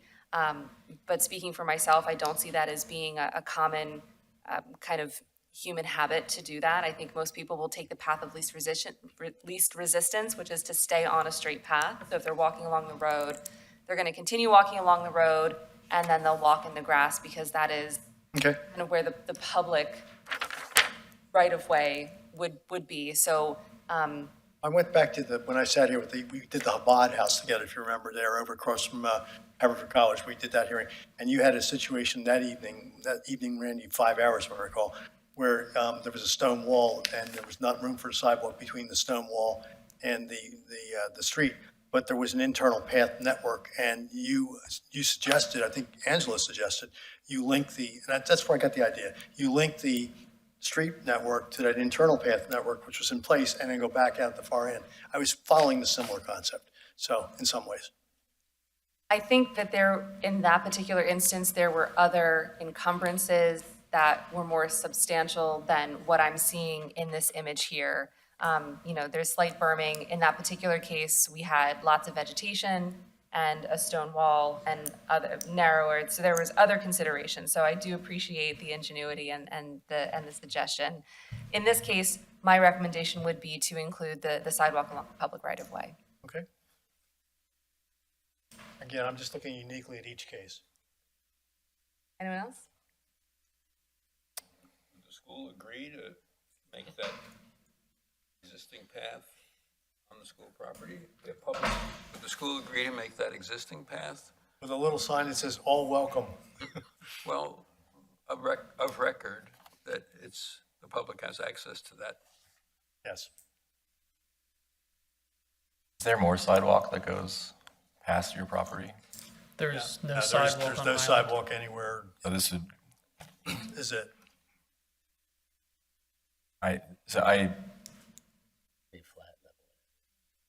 I agree with you, Jamie, but I'll let you finish.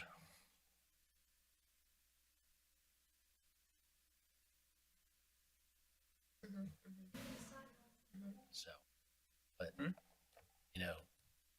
it in here. You say I agree with you, Jamie. I was sorry to say, but I'll let them.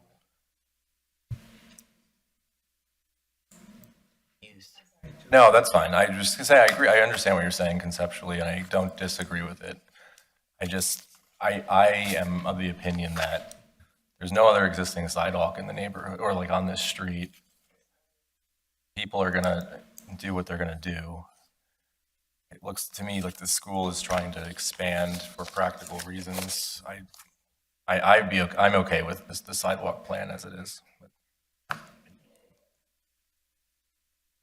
I'm struggling with a 3,800 square foot addition and a $100,000 sidewalk and a $250,000 stormwater. I'm trying to do what I can. I really am. Now I'm pitching you. I'm not trying to pitch you. But I mean, and if you recall, the problem with the art thing was it was a $750,000 addition, sidewalk by moving the stone wall and playing was like $1 million. That of course sometimes some of the suggestions are hard to weigh the variables. I hear you. I am, if there was a sidewalk in the neighborhood, I think I'd have a different opinion on it.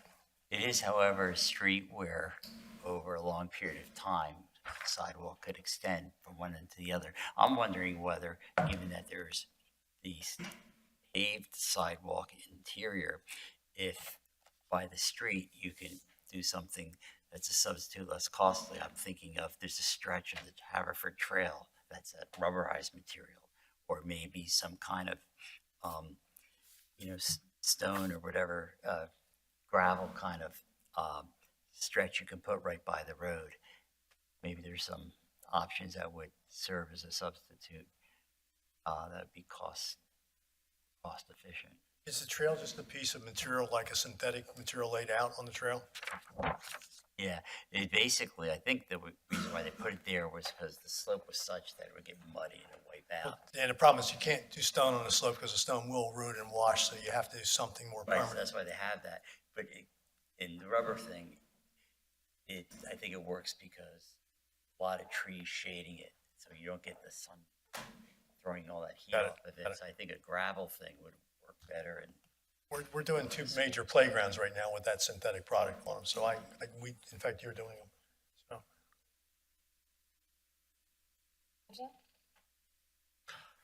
I don't know. I'm struggling with this. I mean, I see a grassed area that's level, and if someone wants to walk down Highland Avenue, I think they have recourse to use that grass area. It's within the right of way of the road. I mean, do kids walk to school? Anybody walk to school? Yeah. Is it an issue for them? No? I don't know. Hey, The kids walk on the road, is that? I think what she means is they walk on this. Okay. I'm sorry, we won't be able to catch you on the recording, so if you have a public comment, just please hold on to it, and then we'll have you come up during that time. Thank you. You still mulling it? Yeah, I just, I don't know. I don't see the need for it in this case, but, you know, we have a mandate. I mean, even though we recommend sidewalks, you could argue your case to the commissioners who have the ultimate say. You know, even if we say we don't recommend it, they could come back and say, put it in. So I know. it's really in their hands, not ours. They don't always listen to our recommendation. Do you have any issues with stormwater along the roadway here? It's a very flat roadway, if that's what you're getting at. And are there any storm sewer inlets? That's, for the next waiver for the curb is one of the reasons why we were requesting that, is because the Highland Avenue is at, right where we are, almost peaks, in the roadway, kind of falls away to the left and right, closer, you know, we're closer to the peak on the right side than the left side, but it is extremely flat in that area with no storm sewer. So a lot of Highland Avenue does come onto the grass strip and kind of provide infiltration for Highland Avenue onto that grass strip now. And the sidewalk, 5 foot wide, 500 and change foot long. We're talking about close to 2,500 square feet of additional impervious coverage within the right of way. So it wouldn't act as any impervious coverage for the site, but it would be impervious coverage in the right of way. 25 just between the two driveway entrances. If we extend it even past that, we're doubling, if not tripling, if we go down around both right of ways. Okay. Which would require stormwater management. Okay. Additional stormwater management. David, did you weigh in one way or the other? Well, I'm also a little torn, but generally I think the grass is sufficient. I don't want to quibble over words, but we've talked about having a general policy in favor of sidewalks. Mm-hmm. But that general policy depends on the circumstances. I mean, whether we follow the policy one way or the other depends on the particulars. I wouldn't adopt Angelo's term of mandate. I think that's too strong. I don't think we have a mandate. Do I'd like to hear it from the commissioners. I believe they have, but that's fair. Doc, if we did sidewalk and not curb, would that work? Because we would be inboard, because the way it drops off quickly into the gutter line. Would the sidewalk work without actually curbing the roadway? You have a verge of some kind that's just natural like it is now, and come inboard 3 or 4 feet, and sidewalk it? Yeah, I mean, there are roads in the township that are not curbed, but do have sidewalks, so. I could also live with just doing the sidewalk, not the curb, because that would help me mitigate a little bit of the damage to the budget. And I want to spend it intelligently. I want to do something right for my neighbors. I really do. So if you can consider splitting it, put the sidewalk. Let's split it and pull the curb. Let's pull the curb out, because then we can just let it continue to go off into the gutter line the way it is. I have enough room there to do it. That's just a thought. Yeah, so I will remind the Planning Commission that we did recommend the sidewalk at Coopertown Elementary. So there is now going to be sidewalk along the full frontage on both, or is it Coopertown Road, right, and Meadow Lane. So in a similar fashion, this is the same thing where there may not be sidewalks now, but there could be sidewalks in the future. It sounds like there's not an issue with the stormwater on the roadway, and without storm sewer inlets, the curbing may not provide much value. So I think that there's a benefit to consider recommending waiver of the curbing, but I do think that sidewalks would be beneficial. You have a flat area that drops off the gutter Yeah, line. right. I'll come uphill and stay on the flat area at the top. That's going to reduce my impact a little. And in terms of then, discussion with the commissioners as to, is there alternative materials from a cost-saving perspective, you can have that conversation with them. I'll run Steve, I'm that. sorry, you didn't fully weigh in. Make sure we get that dialogue flowing. I'll make sure Jamie is on that conversation. I was going to say, at Linwood School, we ended up putting more of a walking path in, which was like 2 minutes with a 4-inch stone base probably and 2 inches of blacktop, which probably is less expensive than a 4-inch concrete sidewalk. And we have them in other provinces, we call them sewer covers, because you legally can't call them sidewalks. Well, in PennDOT, yeah. And Side trails. you want to keep it off the road because there's utility poles Yes. along the edge there, so you want to stay clear of those. So. Yeah, because that'll give you your verge for your stormwater runoff. If you could assist me in supporting a potential waiver on the curbs, we'll put some kind of sidewalk into the liking of the elected officials. Yeah, the proposal for the sidewalk would be between the two driveway mouths. Yeah, we're not going down the Mill Road below the soccer buildings. But the township's already agreed to that, by the way. We got feedback that was acceptable, just in front of the buildings. Even though my addition's a little tiny speck in the very back corner. Well, theoretically, did you get a waiver from sidewalks then in 2011? Did you request sidewalk waivers in 2011? I wasn't there, I wasn't I was in around. high school. I have to go back and You were in high school? Once senior Matt's was, were you? No, you left Carroll at that point. All right, yeah. Okay, all right, so no, we have no institutional knowledge of that time No, period. sorry, I so. don't. I have to pull up the 2011 plans. So I would argue that the sidewalk should have been installed at that time, given the substantive nature of so we're just catching up with everything right now. How about that? But no, I think that, I don't want to speak for all the planning commission, but I would recommend the waiver from curbing, and then I guess a partial waiver from sidewalks, because we're not extending along the full property frontage. We are just looking at the driveway to driveway. And that to me also is beneficial, because then you're not having people, then you're not creating two crosswalks into the internal sidewalk network where people could potentially have interference with vehicles. So we stay on the roadway. I like your thinking. So if that is something that you're willing to entertain, we can certainly, I think, agree to a partial waiver for the sidewalks. And then, recommended waiver for the curbing. And the sidewalks, you can discuss.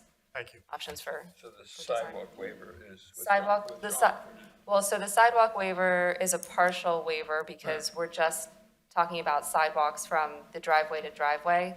So I think the township, and I think this board would agree that sidewalk along the open space part of the property is not going to be under consideration, but we are requesting the sidewalks from the driveway in front. So the partial waiver would be for that stretch.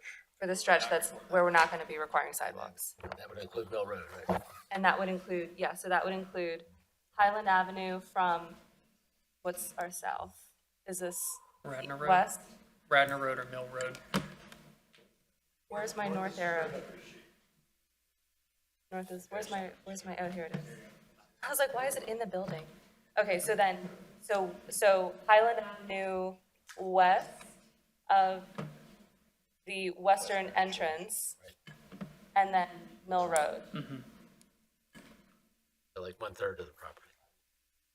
Understanding that we could use other materials too. You can explore that. Right, That would correct, be, right, yeah, yes. so Okay. we're not going to make a recommendation one way or the other as to the actual Understood. material type, but that is a discussion you can have with the township. As long as we're all on the same page here, that's all. Yes. Okay. Which moves me to streetlights. Streetlights. What streetlights? At the discretion of the Board of Commissioners is the way it's worded. Of course, everything is at the discretion of the board. There are no streetlights out there that I'm aware of. Putting a 3,800 square foot addition on a 50,000 foot building, I can't afford streetlights.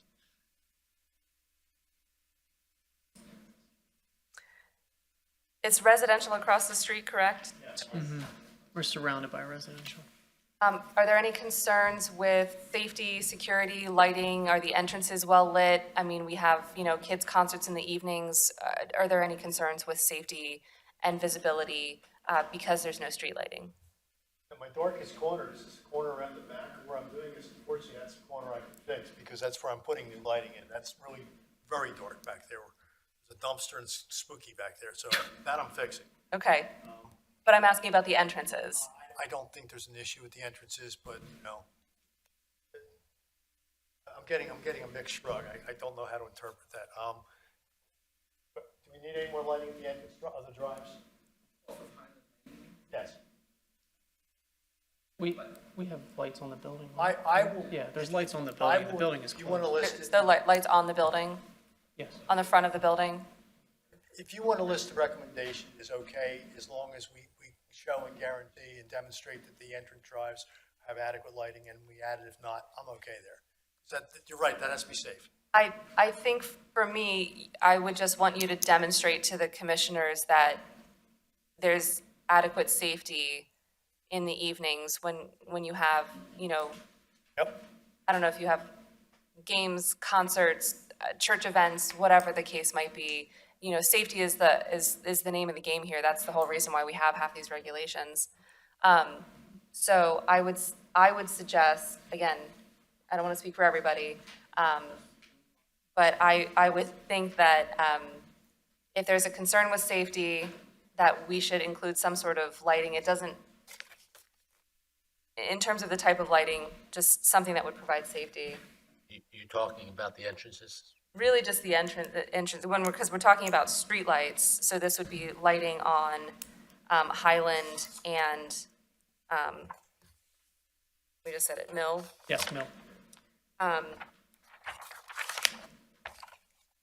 You know, I don't think that it makes any sense to have streetlights on Mill Road, but really, again, just taking a look at where our primary ins and outs are going to be with vehicular traffic at the entrances, so the east and west entrances on Highland Avenue. Oh, there is an entrance. Oh, I'm sorry, you do have an entrance on Mill Road. How is that used? And what's the circulation? Because I see it's going to be, it appears an exit only around the back corner where the addition's going to go. Two-way drive down here on Mill. Two-way drive on Mill. Yeah, this is a one-way. In and out, yeah. One way in and out. This is a do not enter. It's in, out, in on the side closer to Mill, yeah.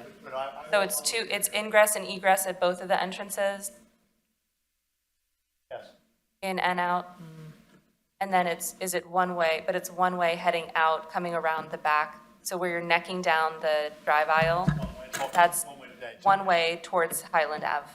Okay. And that's the way it is. Okay. One way, even though it's 24 feet wide? Well, it's got signage posted there too. I don't know what the history is, but it's Is got. it one way, You know. along the western drive, is that one way in, one way north towards the back? This one? No, along the western drive entrance off of Highland. Come on up here and help me a second, please. Even though he's not sworn in, he's gonna, he doesn't. No, not sworn. Don't need it. You don't have to be sworn in. No. Tell me what direction. That one. No. Down the, The entrance driveway from Highland Road, that's the eastern one, the western one, right. That's one way in? Yes. That's one way in, okay.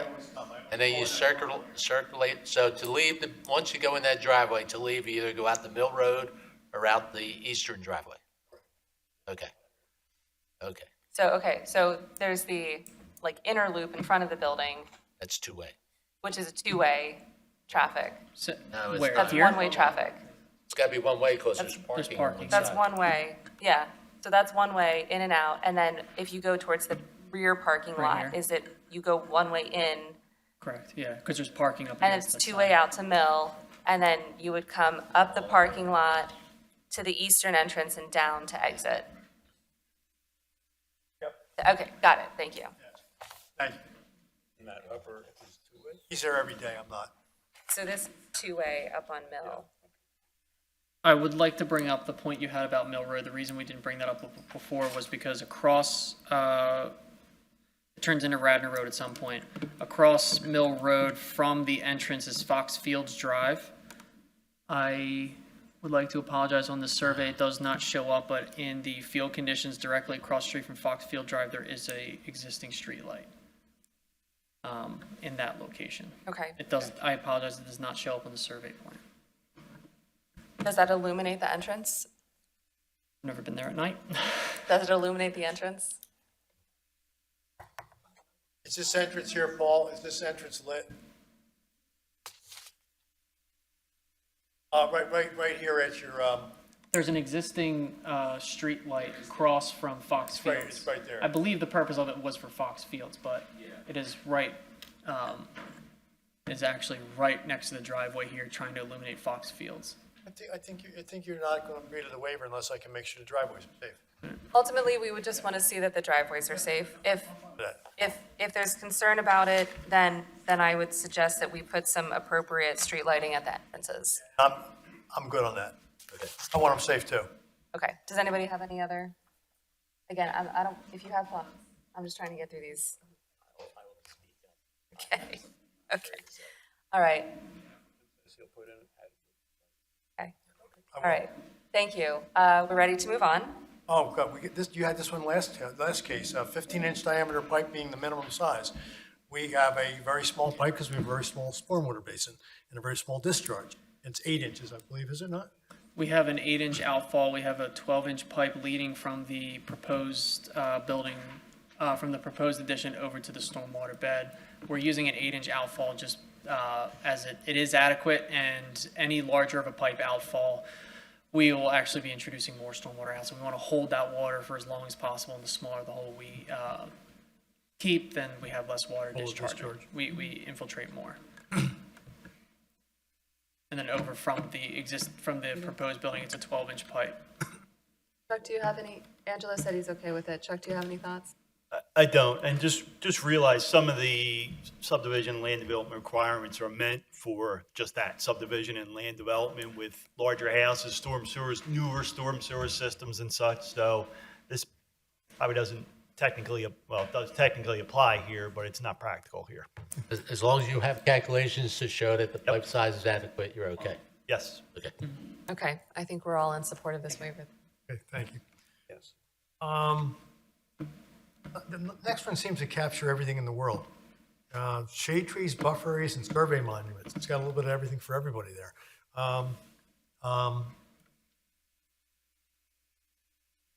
We have shade trees. We have the buffers to the extent we can. We have the blessing of the Shade Tree Commission. I don't know what else I'm supposed to do on it except for I get a 3,800 square foot addition. It's already there. I'm just replacing it. Do you need survey monuments? I think the major corners are already pinned. There's an indication they're already pinned, the major corners. Yeah, as long as the outbounds is pinned there. Well, we got an IPF, we got a concrete monument, and IPF iron pin found. And, Right, yeah, so the reason we put that waiver on there additionally was because they're iron pins and not monuments. It does specifically, so we're requesting that. So we're asking not to put in concrete monuments, to leave the iron pins serve as the corner identification. And you've marked all the pins? Yeah. You have at least all 4 of the perimeter pins? Yes. I'll double check. Well, two I saw were marked. I didn't go for 4 corners now. So. Okay. Yeah, I mean, if you can confirm that you have pins at your corners, I would be supportive of that. We've already discussed the buffer areas, and if you've already discussed things with the Shade Tree Commission, for me, that would satisfy my my concerns. Yep. Good? Yes? And Okay. finally, the 8-inch PennDOT curb is not normally used inside a site, and we do a 6-inch normally inside a site. That's written in your standards predominantly for, I think, PennDOT frontage. So that's a waiver I'm sure you've had asked many a time. And this is for the new curb we're proposing inside the site, where we are narrowing down the driveway. There's a curb there now, it's about 4.5 inches. We're replacing it. Obviously, we move it in, it'll be a new 6-inch curb, tying into the existing curb. So if you have a 4.5, 5-inch curb going to an 8-inch curb, easier to grade around. For small children, 8 inches is a little bit of a hurdle, if you will. We don't want kids over there anyway, but I do appreciate that. Plus those of 70. Yeah, for a 75-year-old. Big step down. For interior curbing, I would be supportive of that waiver. Planning Commission? Yeah. Good? Agreed? Okay. Next. I think I've exhausted the waivers and all of us. Is there one more?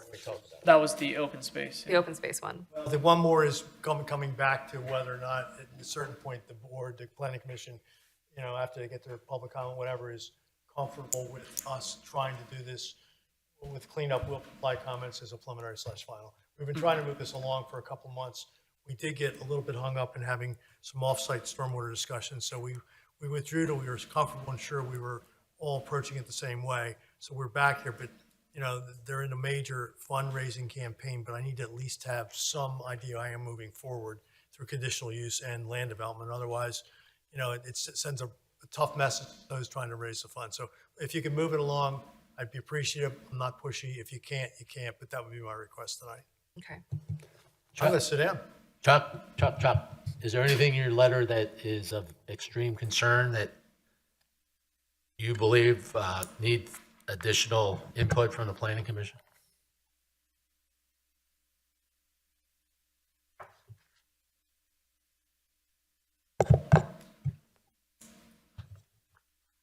The only one that we may need some input on from the fire marshal or the fire people is number 25 about the drive aisle on the west side being 15 foot wide, and if they need to get back there with an emergency vehicle or something like that.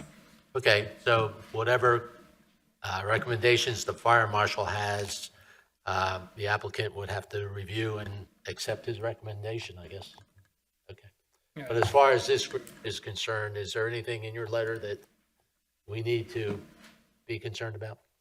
No, I think you've covered everything. I don't think there's anything that's really above and beyond what's on the letter. So I'm okay. We do have a truck turning plan showing a standard fire truck accessing the rear of the site. He might be concerned with outriggers for his fire equipment, things like that, which are generally 18 feet, not 15 feet. Understood. So Okay. let fire marshal review the plan, and whatever his recommendations might be, you guys would incorporate into your plan. Understood. Yes. All right. If we have no other planning commission comments at this time, let's go to public comment, and then we can wrap this up. Great. If you would like to make public comment, please feel free to step up to the microphone, state your name and address. And in the interest of time, we'll try to keep to about 5 minutes or so.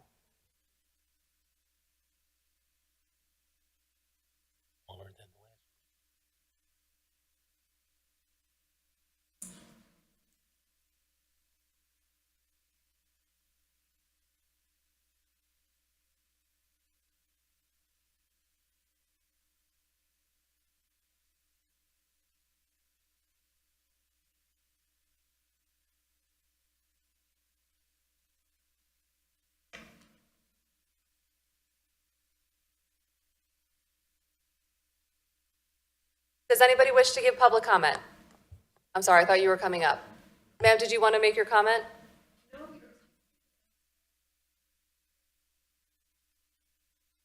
You're still welcome to make a public. I understand, but it doesn't matter.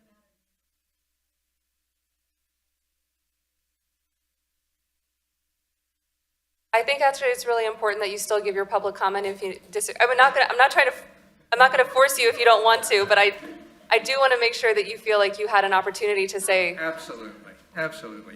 My name is Mr. Kraus. I live in Park Ridge Manor, and I'd like to thank the church for everything that they're doing in helping us with the stormwater management, because that's been a major problem. We've had to invest many thousands of dollars, and they're trying to help us out. The sidewalk, I think, is really a little bit silly. We've lived there for 3 years in Park Ridge. We walk every day 3 miles throughout that community, Hillside Avenue, Blackburn, Williams, and so on. I have yet to set foot on a sidewalk on Hillside Avenue. There is none. Unless you're anticipating asking all the residential homeowners to put sidewalks in when they sell their house, the thought of having a 500-foot stretch of sidewalk in front of a school where the kids don't even use it, they drive into the school, is just a really ludicrous use of the church's resources, and it would serve no purpose, again, unless you're going to ask all the homeowners there to put a sidewalk in. Why bother? Thank you. Thank you. On October 6th, make sure you go to the commissioners' meeting and make that same statement.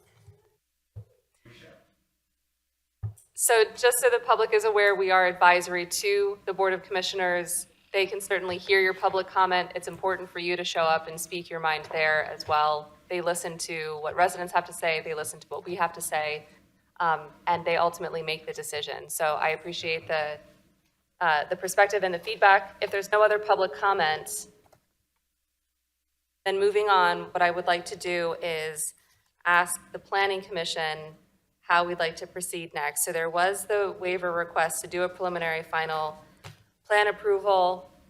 We were asked tonight to make such a recommendation. We've gone through the waivers. We are more or less supportive of many of the waivers. You've heard our feedback on that.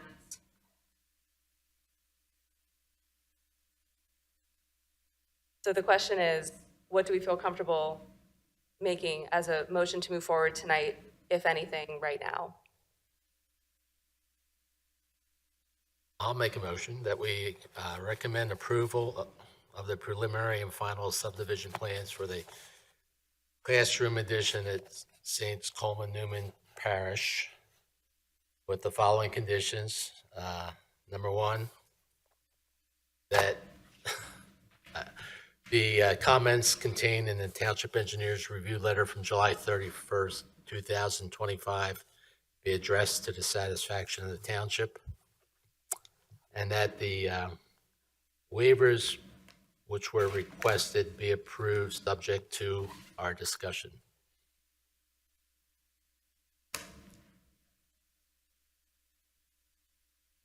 No, I think that's fair. That's fair.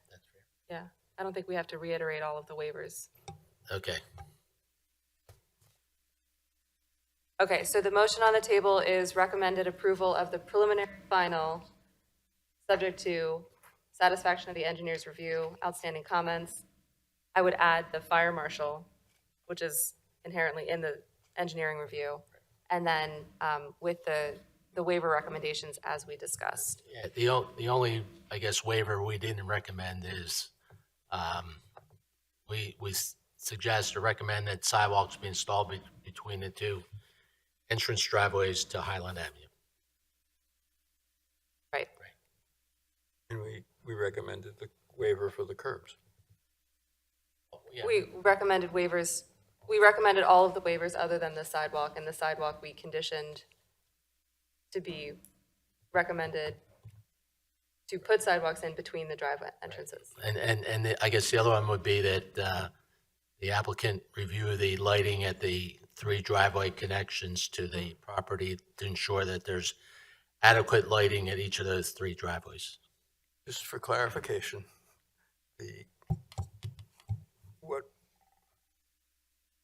it's the piece that they're not putting, the fact that they're putting in a sidewalk they've agreed to in the space where they're going to put in the sidewalk.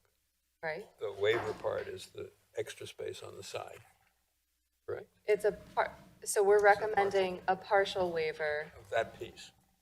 We're recommending a partial waiver of sidewalks to be inclusive of the area west of the western driveway entrance along Highland Avenue and Mill around the recreational areas.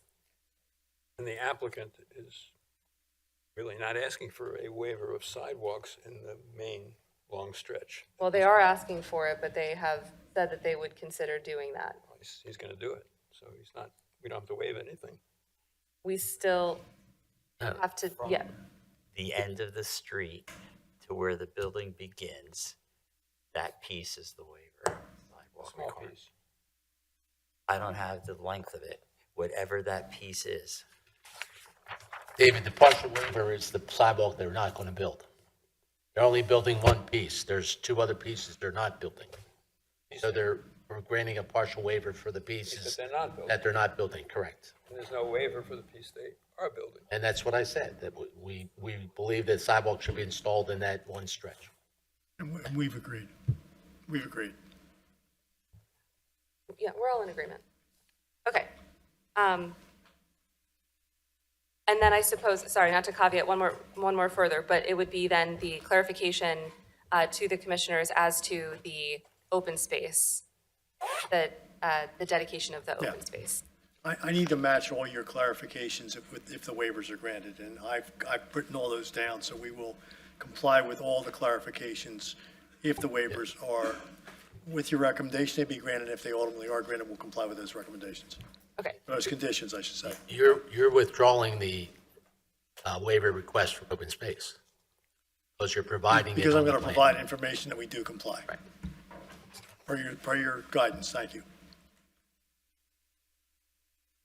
Okay, so if we're taking a look at the actual site plan, the waivers requested, we have 2, 3, 4, 5, 6, 7, 8, 9, 10, 11, 12. There was 13.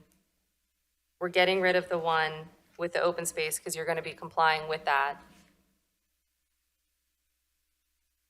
The one needs to be renumbered, and we're recommending approval of all of the waivers except for partial waivers. I was going to say all the waivers except for the partial waiver for the sidewalks and the street lighting. Right. Correct. Yes. So partial waiver for sidewalks, partial waiver for streetlights, recommended full waiver of all other waiver requests. And then we're eliminating the last waiver request related to the open space. Right? Okay. Okay, so the motion was made by Angelo. Did we have a second? I don't believe we had a second. Okay, Lou seconds the motion. All in favor, please say aye. Aye. Any opposed? Motion passes. Thanks for spending. Okay, thank you very much for all of your time this evening. Thank you for your time. Thank you to the community. We will get you then that conditional use letter, and good luck at your hearing then on the 6th. Thank you. We'll review the minutes. Appreciate it. Entertain a motion to adjourn. Okay, so we, Chuck, thank you. I'm going to table the minutes. We did not get them till very late in the day, and I did not have a chance to read them, so we're going to table the meeting minutes from August 14th, and we'll review them at our next meeting. With that, do I have a motion to adjourn? David moves, second. Second. Angelo seconds. We are adjourned. The time is 10:52. Have a good night, everyone. Thank you. Thank you.